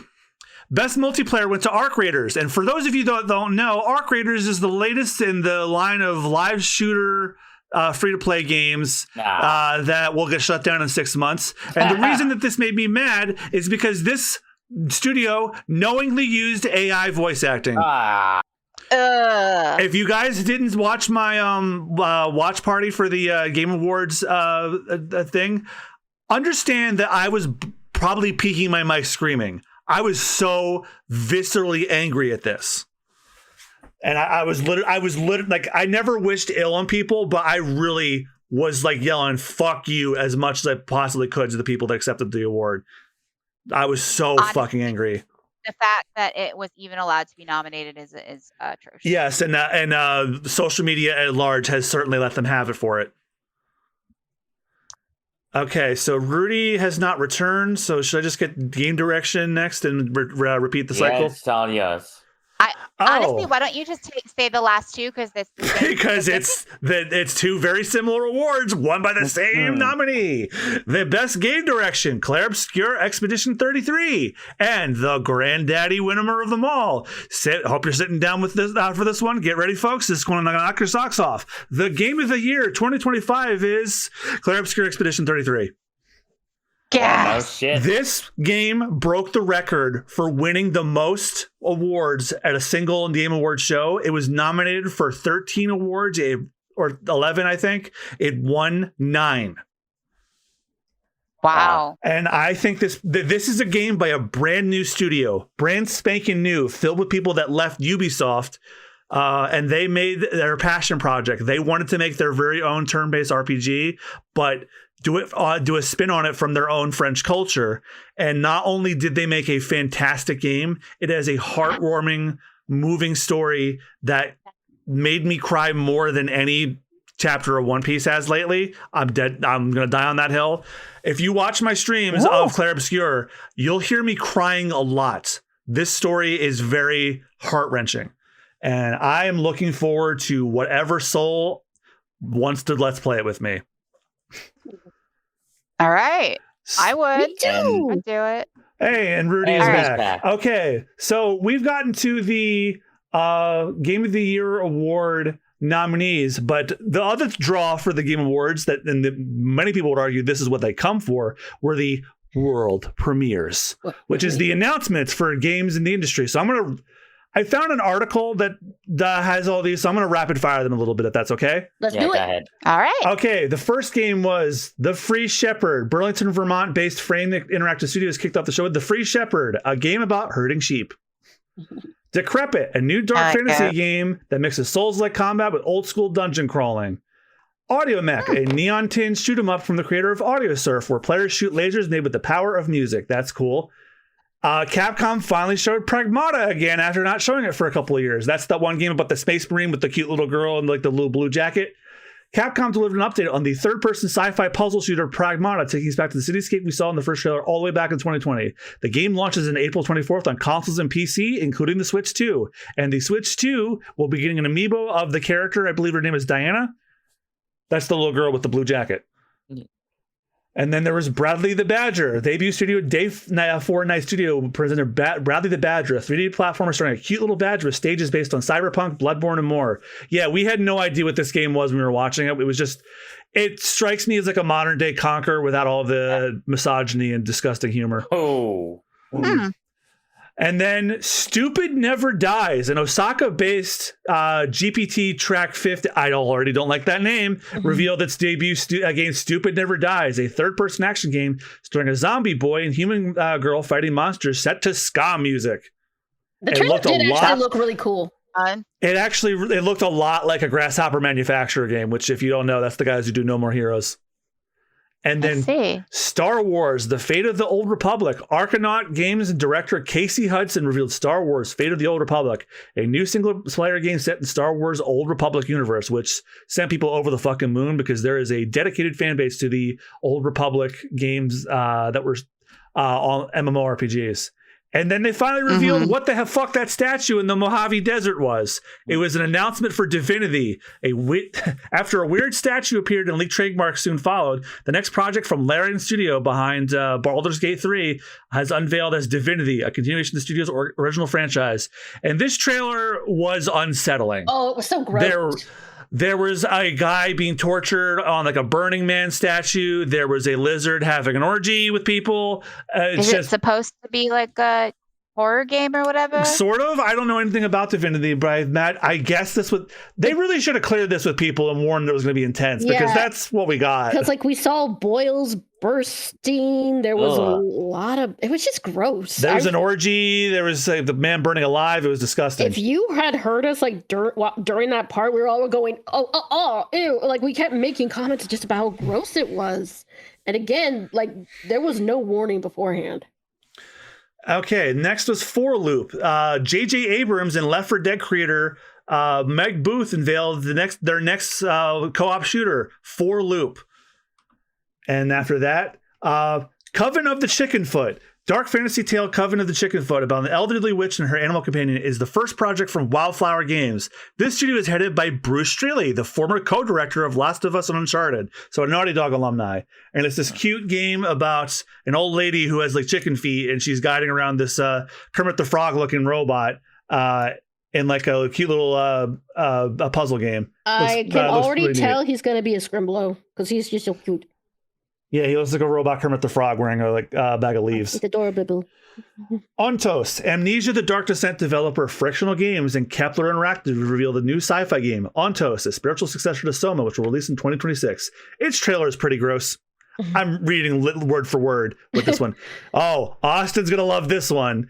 Resident Evil Requiem. After PlayStation Store leaked it the week prior, Leon Scott Kennedy is confirmed to be playable in Resident Evil Requiem. And the latest trailer for the horror franchise next. Yes. Not only that, he is going to have just as much gameplay and screen time as the main character that they already revealed. So it's going to be like Yakuza 0 style where Ashford, I forget what her first name is. She is going to be more on the survival horror aspect. Meanwhile, Leon, his gameplay is going to be a lot like Resident Evil 4, where it's like awesome. Where like you take out zombies, and if you stun them, you can the roundhouse. Austin, the roundhouse kick is back. Roadhouse. Yes. So I was already looking forward to this game. I'm looking forward to even more because Resident Evil 4 was always my favorite of the franchise. Next up, we have Order of the Sinking Star, which is a puzzle adventure from Braid developer Jonathan Blow. Fuck Jonathan Blow. It will include 1,000 unique puzzles across from 4 worlds. If you don't know who Jonathan Blow is, he was this one indie developer who was he started getting into anti-vax shit back in 2020. And before that, he really took it to heart. His one game Braid that was had like a poignant message supposedly, but he infamously got mocked by rapper Soulja Boy, who posted a video of him making fun of his game, and he took that personally like a little bitch. and then he disappeared from the internet for a while because of it. What a fucking little cuck. I remember when we were watching this, I was like, please tell me Soulja Boy is in the audience so he can laugh at it and make him disappear again. Okay, next up we have Exodus. Archetype Entertainment and Wizards of the Coast gave us our first look at Exodus, along with the hero Jun and the mysterious Cece Orlev, voiced by Matthew McConaughey. And then, we were right. All right. Wizards of the Coast. Then yes, we were watching that. We all said, "Is that Matthew McConaughey?" Hey, we were right. It is. Yep, I remember they announced that a couple of years ago. All right, then Wizards of the Coast announced Dungeons & Dragons Warlock. Wizards of the Coast and Invoke Studios also unveiled a surprise new game in Dungeons & Dragons Warlock, which will focus on multiple times of magic, with Trisha Helfer voicing the main character. Oh, and this announcement made me very happy as a fan of Remedy Entertainment. Control Resonance, the next chapter of Remedy Entertainment's Control franchise. Control Resonance will take place outside of the oldest house and follow Dylan Faden, brother of Control protagonist Jesse Faden, through a paranormal version of Manhattan. This is set in the Alan Wake universe. And it looks... Because Alan Wake and Control are in the same universe, and I am so in. It looked really good. The trailer looked phenomenal. Yeah, so like it takes place in an office building that's haunted by like interdimensional monsters. Now they're all in Manhattan. All right, and then this one shocked the shit out of me. Gang of Dragon. Yakuza creator Toshihiro Nagoshi revealed what his first projects outside of Sega and RGG Studios is, and guess what? He's just making another fucking Yakuza game, just not. Because when we saw it, like the first thing I said is Yakuza, because I was like, this looks like the art style, and while it's not called that, it is very obvious it's going to be a Yakuza game, because like basically we have a Kiryu type like introduction to the character, and one of the characters dresses like how a lot of the Yakuza in the games dress. Except this character is based on South Korean actor Mondon Seok, or better known as Don Lee. And I'm like, I'm like, aren't you the guy from Death Stranding I deliver shit to? And he is. He's in that too.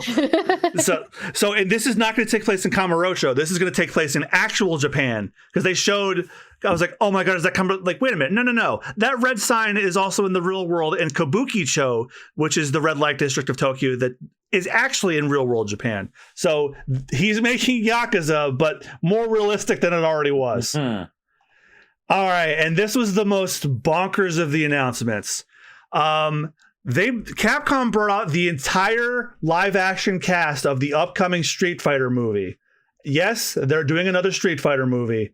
And this has a massive cast, including Andrew Koji as Ryu. I'm going to throw up. Andrew Schultz as Dan Hibiki.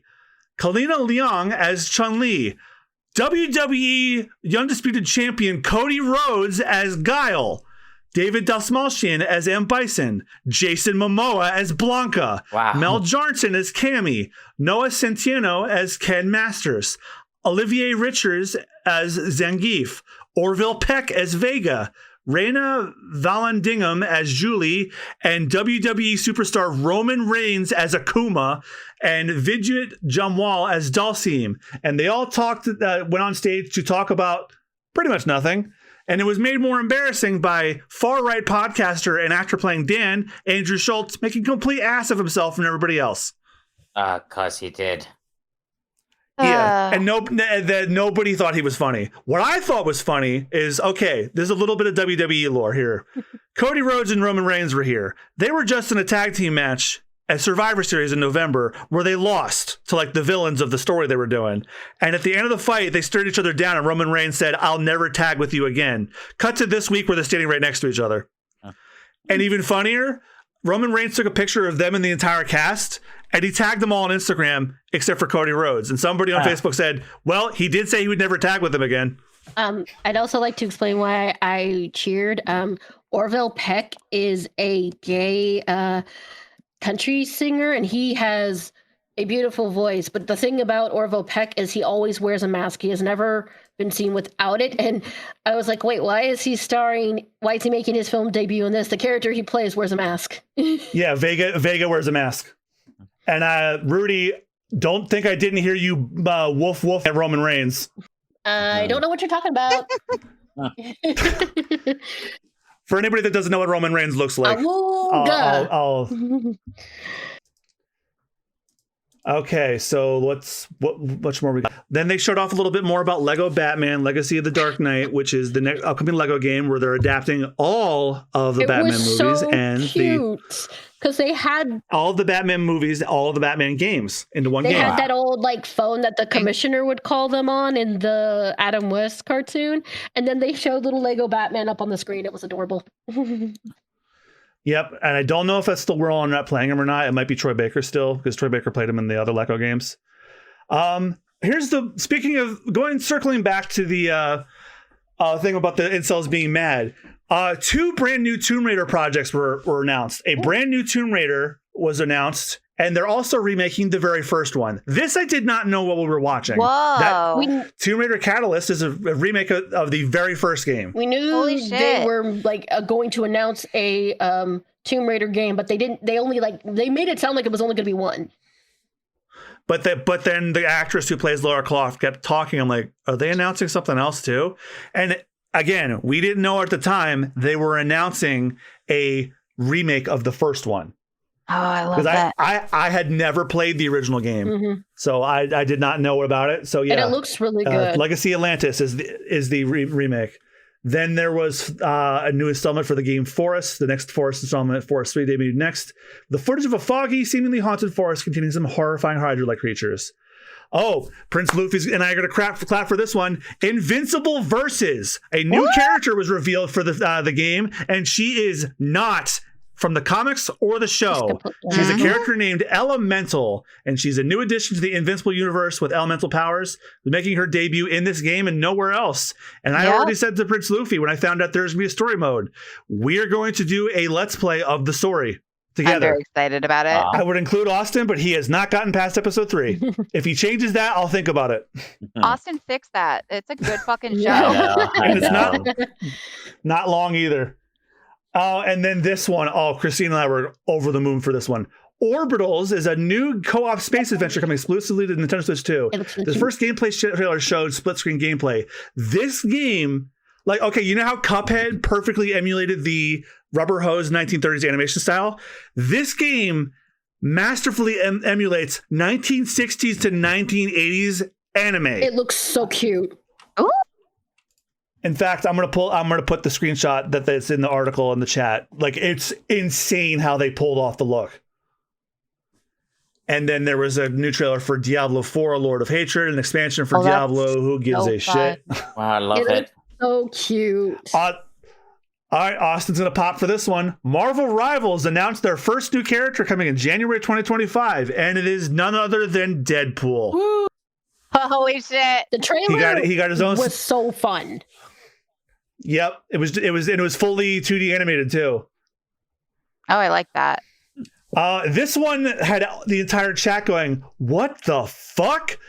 007 First Light, a new trailer for Iowa's interactive James Bond origin story. 007 First Light sees Bond travel to Mauritania, where he runs into one of the game's main villains, Balma, played by Lenny Kravitz. And he came out wild on stage dressed like his character. And I love when VOs do that.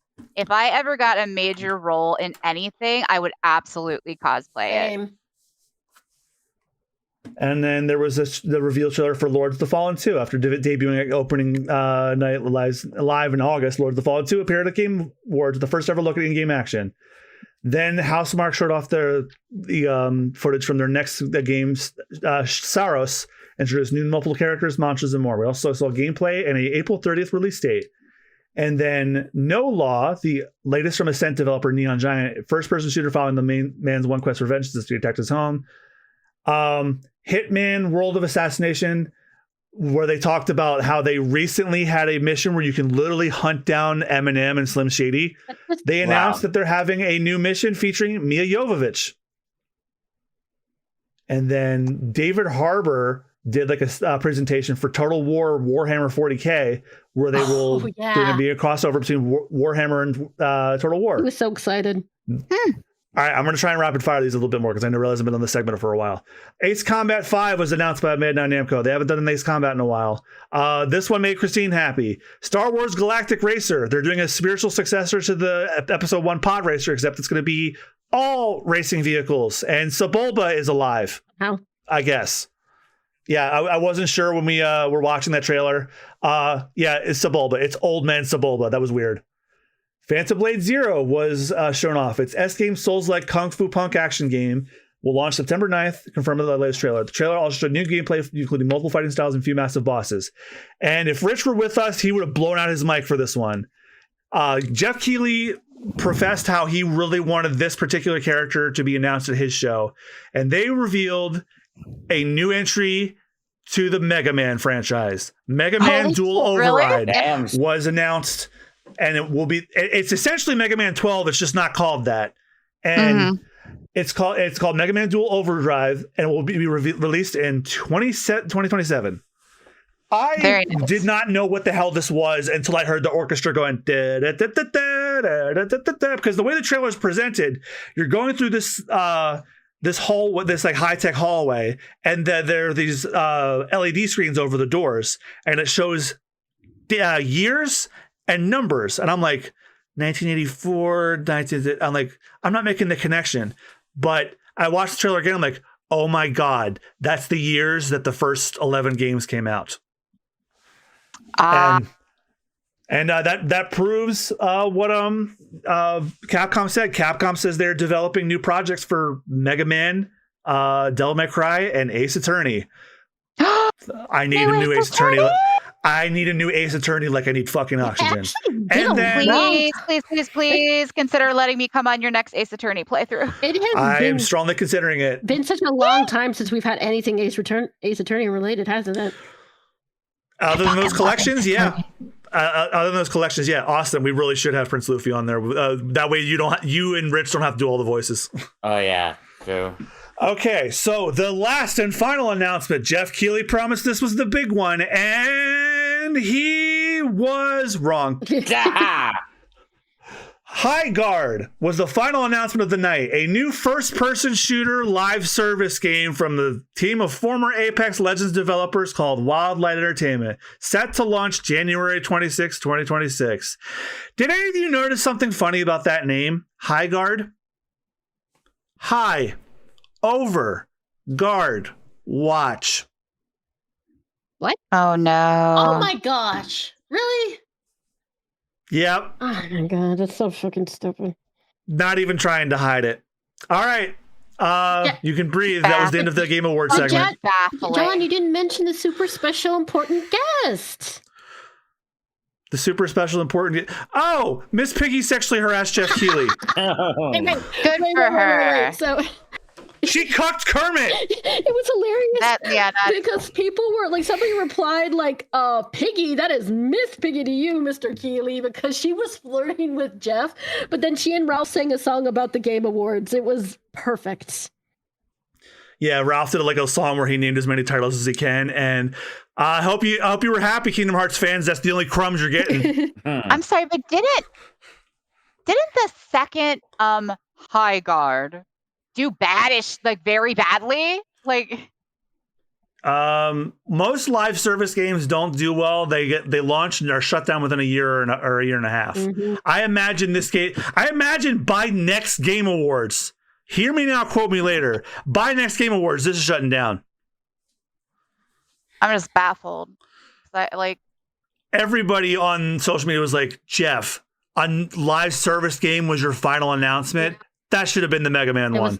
It was really just because last year the big one was the Okami sequel with Hideki Kamiya coming back. That was massive because we all thought that was never going to happen. Never, ever, ever. And they did it really well because they were doing it during like the music section. Yeah, there's like, why are they doing a tribute to Okami? It's like a sequel to Okami with Hideki Kamiya in the director's chair. I'm like, what? Because Hideki Kamiya had just left Platinum because Platinum is a sinking ship. All right, that's it for the Game Awards segment. You guys can breathe. We don't have a whole lot of news left, thankfully. Yeah, we're almost done. So, is it my turn? I think so. I'm going to get the one directly after this one. Okay. So Zootopia 2 reclaims number one spot at box office, grosses $1 billion worldwide.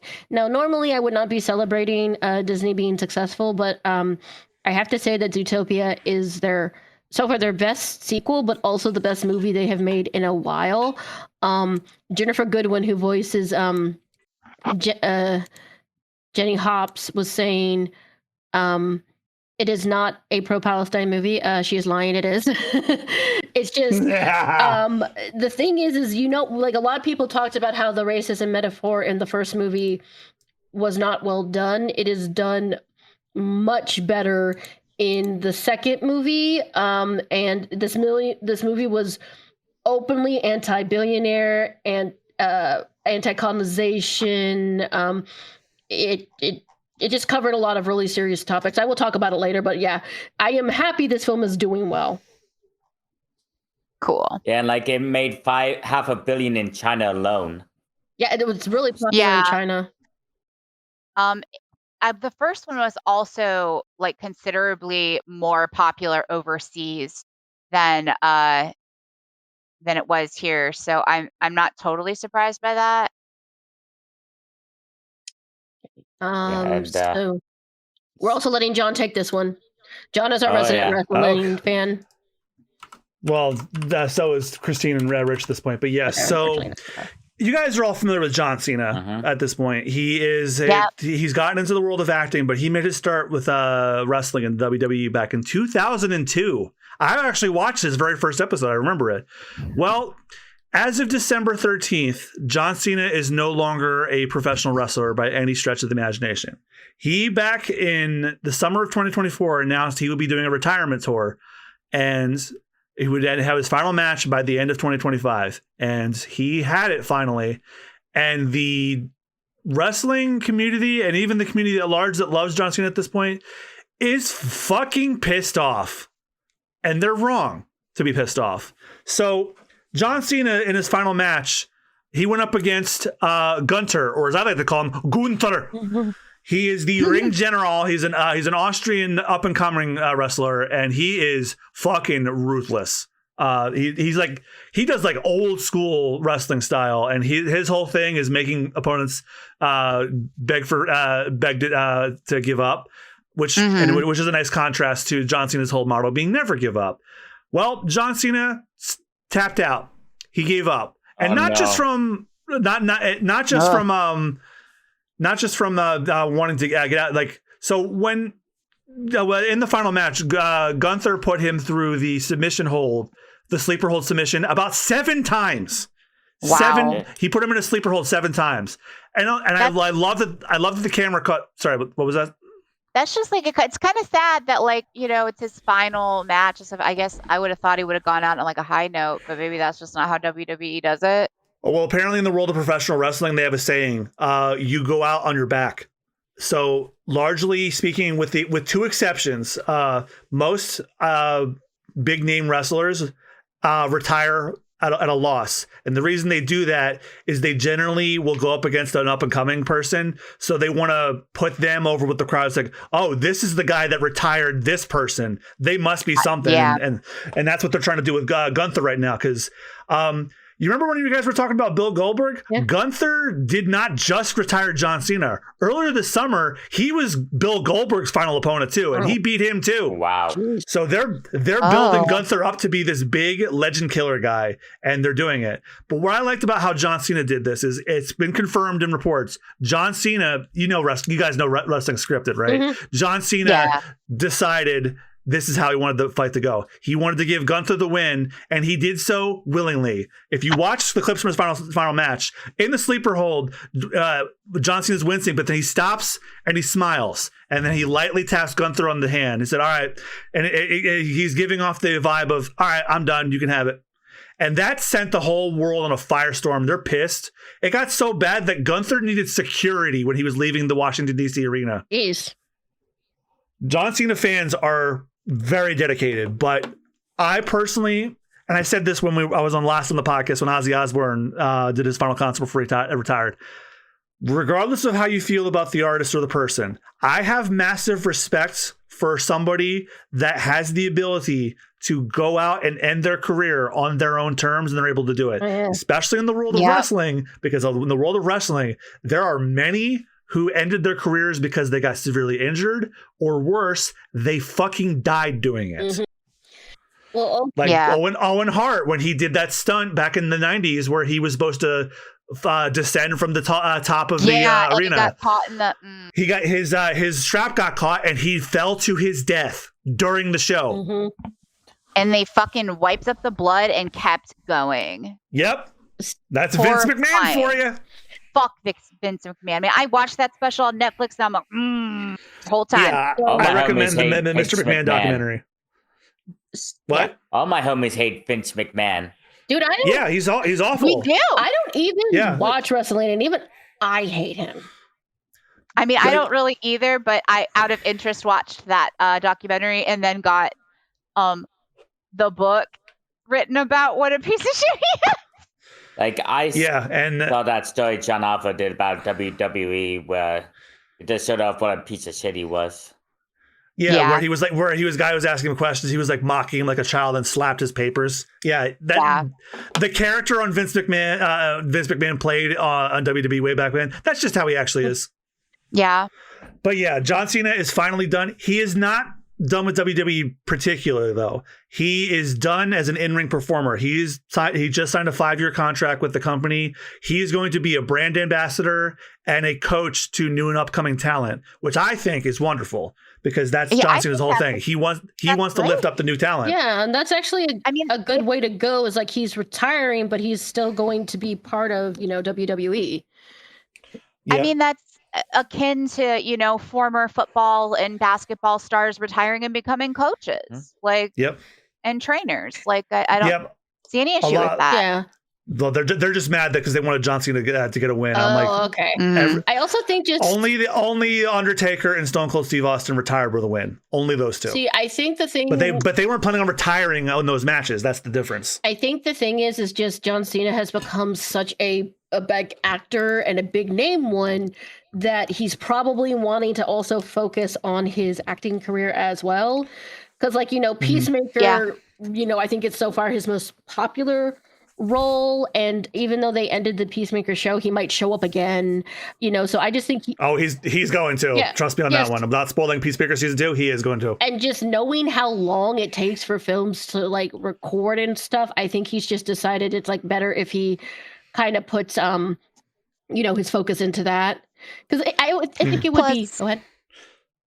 He's not old or anything, but wrestling is despite the fact that yes, it is scripted, it is still athletic and dangerous, and he's getting to an age where I can understand not wanting to put that strain on your body. Yeah. He's not the only wrestler around his age range that's going to be retiring soon. AJ Styles is not much older than him. He says he's done next year.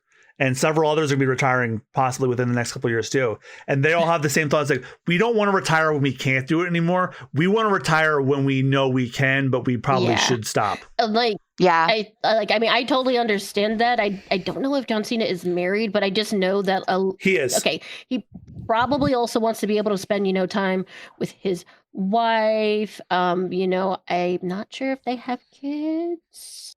Nope. Not yet. Okay. His wife was in attendance at the match, though. Oh, she's beautiful. Oh, that's lovely. Like, it's just probably, like when it comes to sports, especially one like wrestling, you can, Oh, what a babe. oh yeah, only do it for Yeah. so long. So again, he's just, probably like, he's doing it on his own terms. He's still going to, be a part of the world of wrestling. But I just think, I understand why they're upset, but at least, like you said, he got to do it on his own terms. Yeah, and he had a standing ovation at the end, and there were former wrestlers and current who all surrounded the ring and they clapped for him. And current champions Cody Rhodes and CM Punk, they gave him their championships as an honorary thing. And what every wrestler does when they retire, they take off their boots and gear and leave it in the middle of the ring, and they walk out. And he turned to the camera one last time. He says, "It's been a pleasure serving you. Have a good night." And then he walked off, never be seen again. Oh, all right. Christine was crying. We were doing a watch party with Rich. Christine was upset. She muted her mic because she was crying. Oh. Okay, so Jad or Luffy, one of you can get this one. I could do this one. Okay. All right. Last one, and I actually really like this article that you guys found from the Nerdist. They are making we're getting a live action Beauty and the Beast spinoff focusing on Gaston. This article says, for a second there, we thought that the critical and commercial failure of Snow White would mark the end of Disney live-action remakes. But then Lilo and Stitch made $1 billion, and Disney saw there was still money to be made by mining its glorious animated past. One of their biggest live-action remakes was the 2017 Beauty and the Beast, which made over $1 billion, which fascinating to me because it's like, but people did not really like it, and it has not had a lasting impact. No, it hasn't. What do we know about this spinoff? According to the report, this will be, quote unquote, a fresh take with a new leading man. With movies like Wicked and before that Maleficent, there has been a trend towards explaining how the villain became villainous in movies. Heck, the entire Star Wars prequel trilogy was about that very thing. But is Gaston really the character to do that with? No. Sure, he has a great song in the original film. We are eternally grateful, Howard Ashman and Alan Menken. But the character is still a raging misogynist and leads an angry mob against someone simply because they look different. I'm not sure making him a protagonist is in fact wise. In fact, it seems tone deaf in this current climate. I agree. I will accept this only under one premise. I have one condition. This is the only way I'll accept this project. Gaston, played by Bruce Campbell. Wow. Like, didn't he retire? Get him out of retirement for this. I don't care if you have to de-age him. Fucking do it. He has the goddamn chin and the smile. So here's the thing. I'm going to be honest. I don't think this one is going to do as well just because, well, the article said it. Gaston's a dick. He's a very enjoyable villain. Yeah. But this man is just sexism unleashed. He is such... and also, I remembered when I was young, when he goes to propose to Belle after having planned a wedding she's not even aware of, the way he, walks towards her while she's trying to get away from him is very unsettling. Yep. Even as a kid, I was like, gross. It's like, of all the Disney villains, Gaston is probably the one that infuriates me the most. Many of them are queer-coded, ladies have understandable motivations that are still tragic. Out of all of them, Gaston is one that is literally, he's just a goddamn frat boy. Why pick him? Of all the ones to pick, that does feel ridiculous. I don't really want to be given something like the idea that we're supposed to sympathize with him. Absolutely not. And I feel like it's also kind of missing the point of things like Maleficent and Wicked. Yeah. Which, totally. Wicked never fully said that Elphaba was a good person or anything, nor that she was wicked, just that she was complex. Mm-hmm. Especially the book. Yeah, the point of Wicked is showing how if somebody tells a lie and people believe it, it can, it can paint their perception of you, and it's and also the thing about Maleficent, I've said this before, that was Angelina Jolie's movie, and she's the reason I think it did so well. These other movies, they're just not getting someone who either enjoys being like the villain or they don't have an interesting concept. I'm going to be honest, I don't think this one is going to do as well as the others just because I don't know anybody who would. I don't even think kids will want to watch this. Why would they want to watch this? Well, the last bit of this article notes there's no word yet from Disney on any director or possible release date, so maybe it will remain in development hell. Maybe we'll have to wait and see. So honestly, fingers crossed on that because I think this is a terrible idea. Otherwise, I'm going to have to start practicing this. No one flops like Gaston. No one fails like Gaston. No one's a box office failure like Gaston. Oh my gosh. It honestly just feels ridiculous to me. So, yeah. I don't know. So weird fucking choices, Disney. Really bizarre choices. So, as always, when we do recommendations, I like to let the guests go first. So, Luffy, you may proceed. Okay, so I know one of mine, but then I'm like waffling on what to do. Oh, okay, John, you go ahead then. So it is the Christmas season, and I was going back. I'm like, oh no, I already recommended that one. I already recommended that one. So what other unconventional Christmas recommendations can I make? I am going to recommend one of my all-time favorite Christmas classics that I actually just recently shared with Christine. It is a wonderful Christmas classic from the 80s, Gremlins. Yay. Gremlins is a movie by Joe Dante, and it was one of the movies responsible for the creation of the PG-13 rating. It is directed by Joe Dante. It is about a boy in a small town of Kingston Falls who his father brings home this creature as a Christmas present.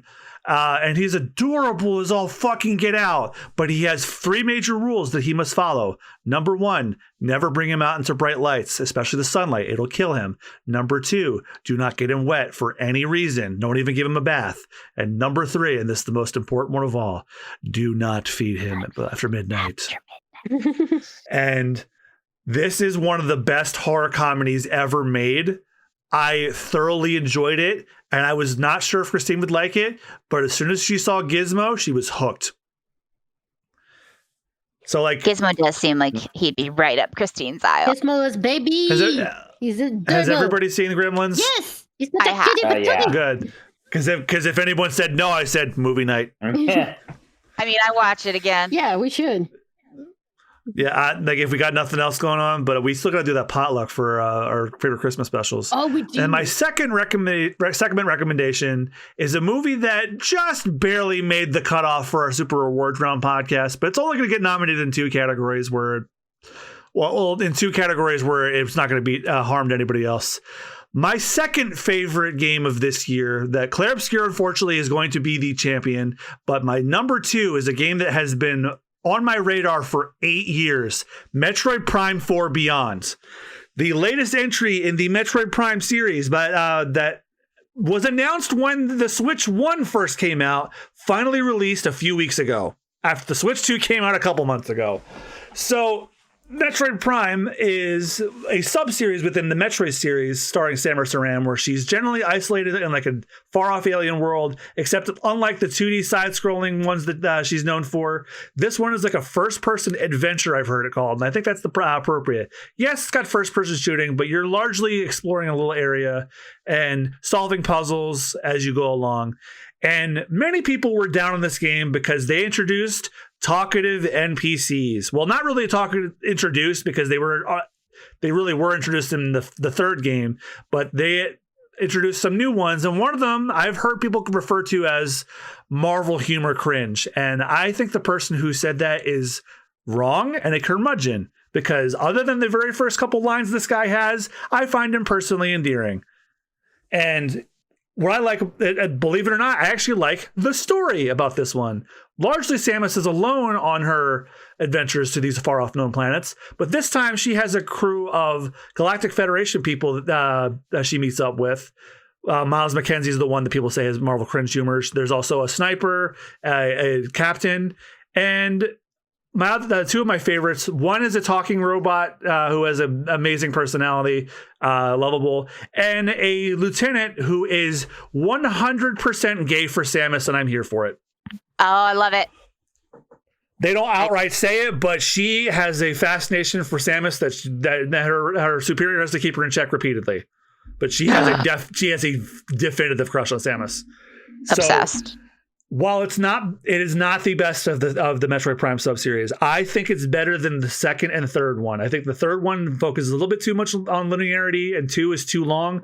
I think this is up there as the second best. So I wish I could recommend the entire series to you, but 2 and 3 are trapped on the fucking Wii and GameCube. But Metroid Prime 1 is on the Switch, and so is 4. Nice. So unless you want to read a summary on Wikipedia, then just do 1 and 4, because they take place in the early parts of the timeline too. But fun game. If it wasn't for Claire Obscura, it'd be my game of the year. Awesome. All right, me, I guess. Mm-hmm. Okay. First, I'm going to talk about the Amazing Digital Circus. Woo! I still need to watch this. Yes, you do. It is fucking fantastic. So, Amazing Digital Circus, for those who are uninitiated, is produced by Glitch Productions, which is a studio that prides itself on like being letting cartoonists create what they want to create, and not like being controlling and dictating. The Amazing Digital Circus is created by Gooseworks, a lovely trans femme animator, and it is like a 3D animated, surreal, psychological, part comedy, part like drama and horror, somewhat existential horror primarily. It starts with a girl named Pomni who is suddenly transported into the circus, and the circus is this digital landscape that is run by this dude who's basically just big chattery teeth with eyeballs in him, named Kane. And Kane is an AI that like sets up adventures. But the other people in the circus, the other avatars, they don't remember many things from their previous lives as humans. They don't remember their appearances.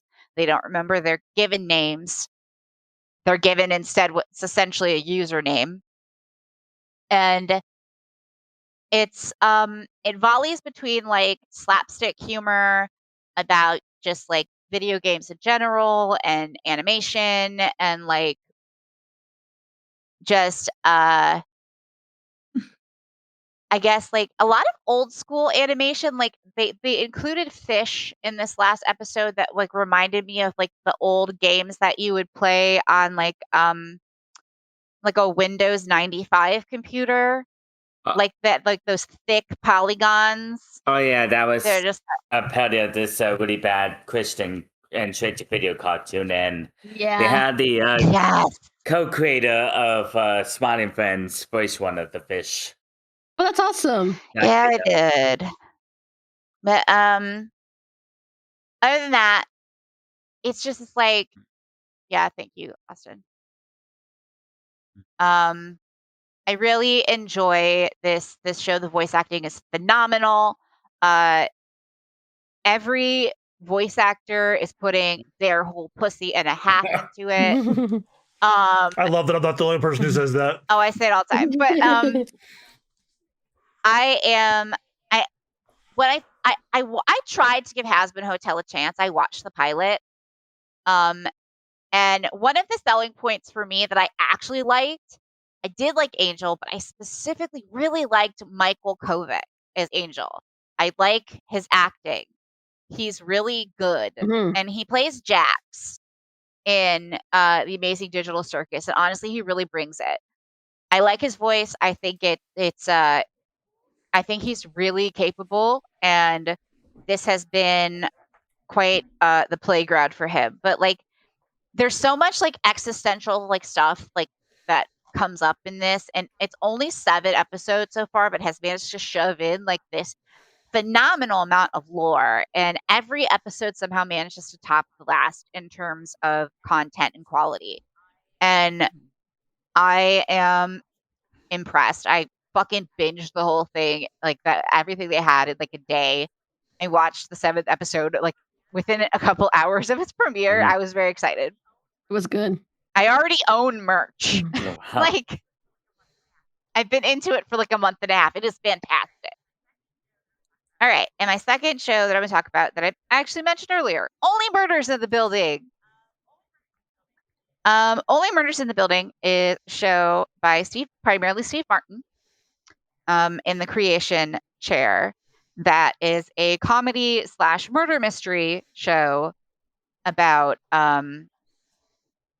3 people who live in a huge old building in the middle of New York called the Arconia. And they share, they learn in their first, the first episode, the characters, Steve Martin's character, Charles, who is like a washed up actor from he started like a crime drama series in like the 90s. And he was basically like a Columbo. And Martin Short as Oliver, who is ambitious but broke producer / director for Broadway. And Selena Gomez's character Mabel, who is like an artist who's actually kind of poor. She was actually staying in her aunt, who does live at the Arcodia's unit while her aunt was out of town. And the 3 of them learn after there's a supposed suicide in the building that they're all really obsessed with the same true crime podcast. And spawning from this, they decide they're going to start their own true crime podcast about this murder in the building. And honestly, the chemistry between Short and Martin is well known and is really on display in this. I was shocked, but Selena Gomez is actually fantastic as Mabel, and she really blends with them very well. Every season is a very fun mystery. I think that there's always a lot of different pieces that are unfolding and adding into it until the final reveal. One of the things that really fucking sold me on the show the first season was during when they're discovering suspects and stuff. Occasionally they'll because each episode is narrated because it's a podcast, you know? So they have a voiceover, but sometimes the voiceover is another character, like the victim or a suspect.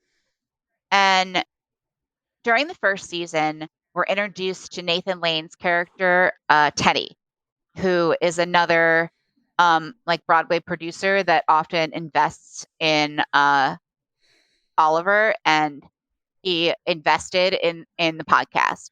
And his son, Theo. And Theo, at one point, becomes one of the suspects in the murder. Theo is also deaf. So when they did the episode from his point of view, the entire episode is done without sound. Oh, that's clever. And it is fucking fantastic. It is really clever. It was really well done. And the actor playing him is actually also deaf. So I'm glad to see there's several disabled actors in this. That. Actually, yeah, playing roles as disabled people, which is amazing to me and a huge priority. I'm always impressed with the cast. Paul Rudd was in the 3rd season as the victim. I love Paul Rudd. And in the flashbacks and stuff, he's fucking fantastic and so much fun. And at the end of each season, they tend to kill off another character to set up the murder for the following season. And I don't think I've ever hated a season or thought that it was bad or that the cast or the mystery was terrible. They're all it's genuinely a very good blend of crime drama, mystery, and humor. I absolutely recommend it. It's a very easy watch. It's a lot of fun. Great. Jad, do you want to go first, or do you want me to? Okay, I'll go first. What? Okay, now my first one is more on the comical side. It's riff tracks, but specifically the riff of a really horrible Christmas movie called Santa and the Ice Cream Bunny. Oh, it's so bad.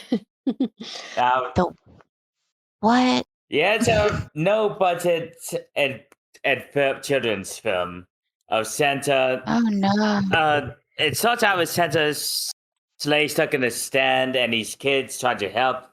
And then it suddenly turns into a different movie. Like one print has Thumbelina, which is the one on YouTube that or the Riff Tracks channel, and the other one is Jack and the Beanstalk, which is what they did for Riff Tracks Live. And there's no segue at all. It's just Santa just decides to just tell them a whole different movie.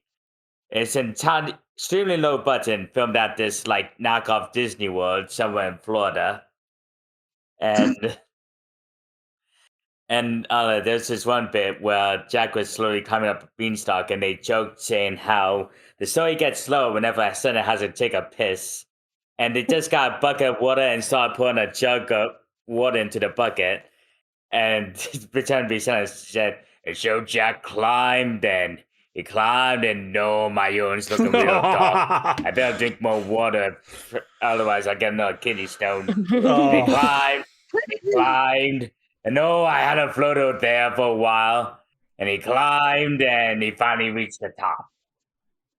So I'm not super familiar with riff tracks. Minor segue to explain that to me. So Riff Tracks is a spiritual successor to Mystery Science Theater 3000 by I'm not nice for the show. Mike Nelson, who was the lead writer and later became the host, Bill Corbett, who played Crow, and Kevin Murphy, who played Tom Servo.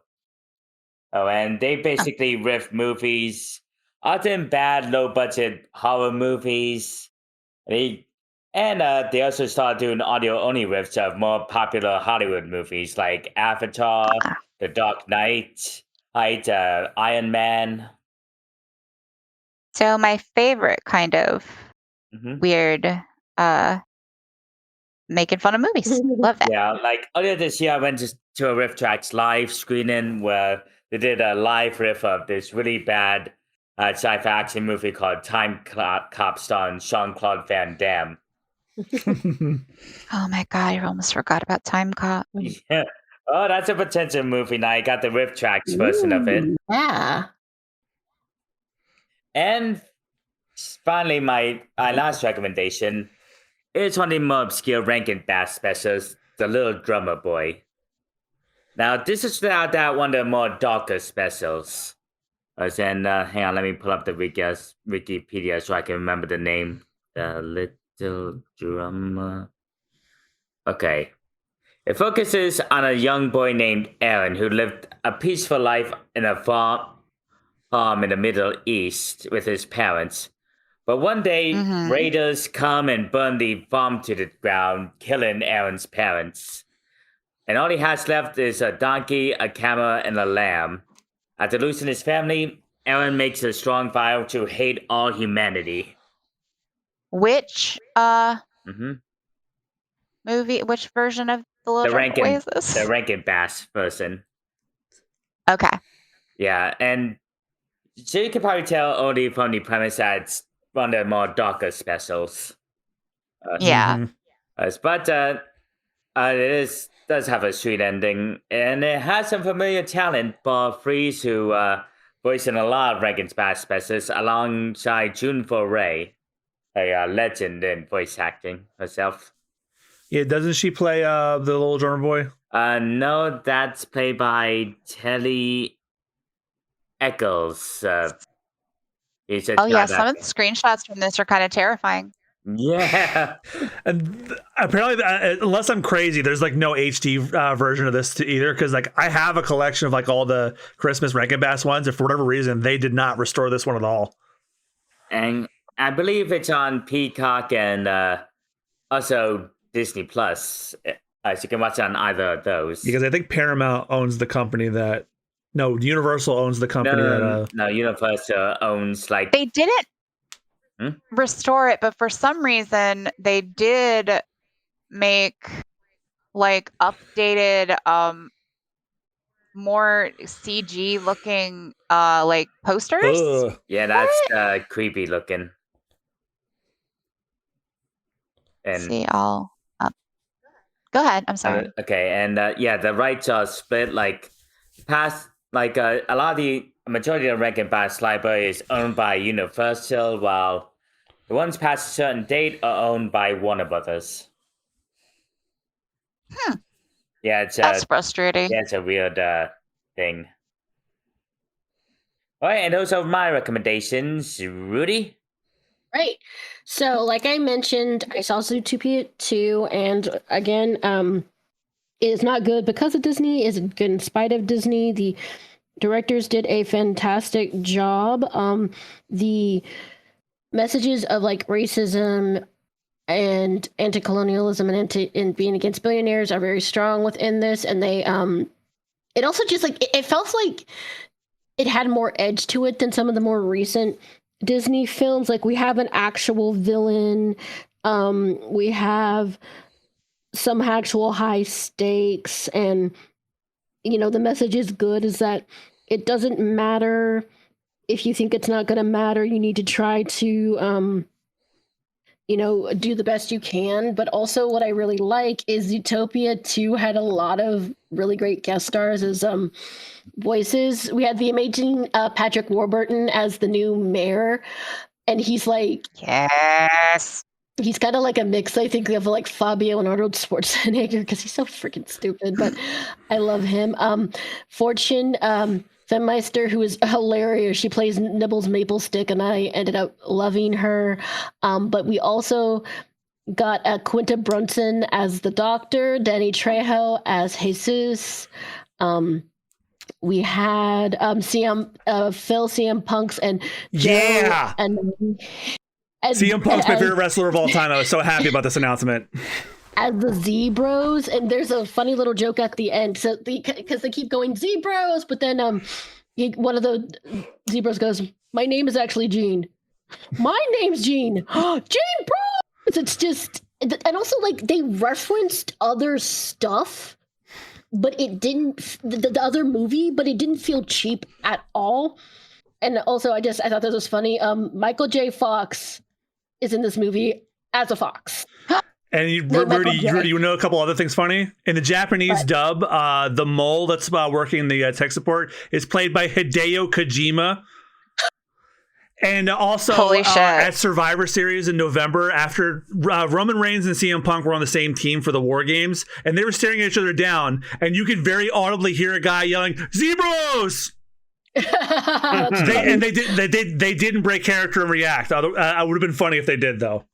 So, and also the son of Steve Irwin, Robert Irwin, voices a koala, of course. But like, again, it's just that I was really shocked because, again, this movie is very, very open about what it's talking about. Like, it's not just outright saying it, but it's like it is against billionaires, colonization, gentrification, and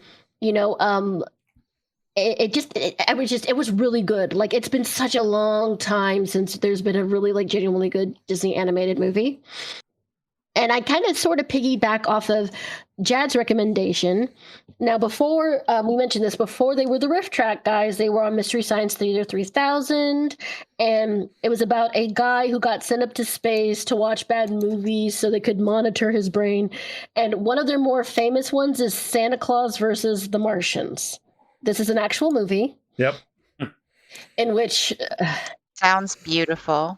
It's oddly charming. It's not good, but the film is sort of it's kind of, I think in an odd way it's kind of cute. But these two kids get kidnapped by Martians because the kids on Mars are not happy, and apparently it's because they don't have a Christmas, and since they don't have Christmas, they need to kidnap Santa.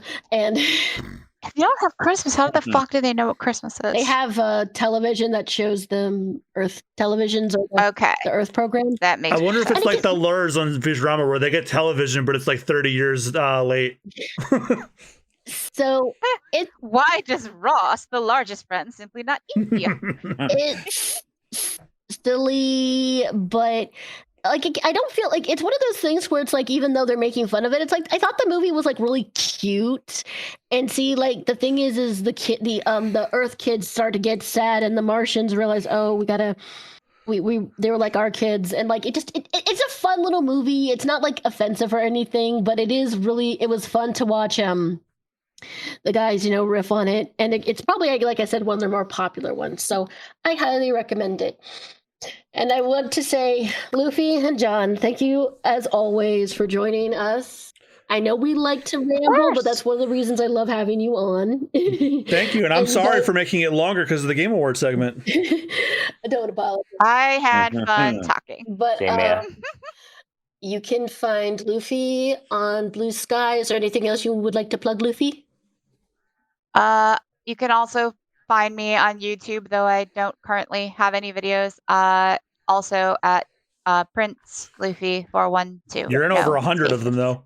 And then yeah, John, of course, co-host Super Bonus Round with Jad. Is there anything you would like to plug, John? I also stream on Twitch. I am currently taking a break for the rest of the year. I just finished a playthrough of Metroid Prime 4 Beyond, which was one of my recommendations, and Pokemon Legends ZA. When I get my hands on the DLC, I might do that. But next year, I am planning on reviving the Final Fantasy Marathon. I am now in the post Hironobu Sakaguchi era, so I'm just doing Final Fantasy X Do, which was K-pop Demon Hunters before K-pop Demon Hunters. Also, I want to continue my Metroid Marathon because now that I'm done with Metroid Prime 4, I can go on in the timeline. So next is Metroid 2 Return for Samus for the 3DS, and I do have a modded 3DS where you can do game capture with it. So look forward to that. Yeah, and also, like I mentioned, Super Bonus Round is my big project, my Let's Play channel where I play with pretty much everybody here. Prince Luffy is now on my longest series ever. As of this coming Friday, will be the 100th episode of Persona 3 Reload. Whoa. And they were also on our mouthwashing playthrough, and on my favorite episode I've ever uploaded to my channel, the Singles Awareness Day episode on Plumbers Don't Wear Ties. I have watched that video no less than 7 times. It's so fucking funny. It is. Wow. I need to rewatch it again. I can't wait till you guys do date everything for Singles Awareness. Oh, hell yeah. I look forward to that. All right. So next time we return to the holidays with Rudolph the Red-Nosed Reindeer, and unfortunately it is not the Rankin Bass one. Oh, that one. Oh, I'm sorry. That was my recommendation. I'm sorry. That one's awful. Yes, it is. We'll see you next time. Bye. Bye-bye. Bye. Bye. You've been warned. Don't trust some rats.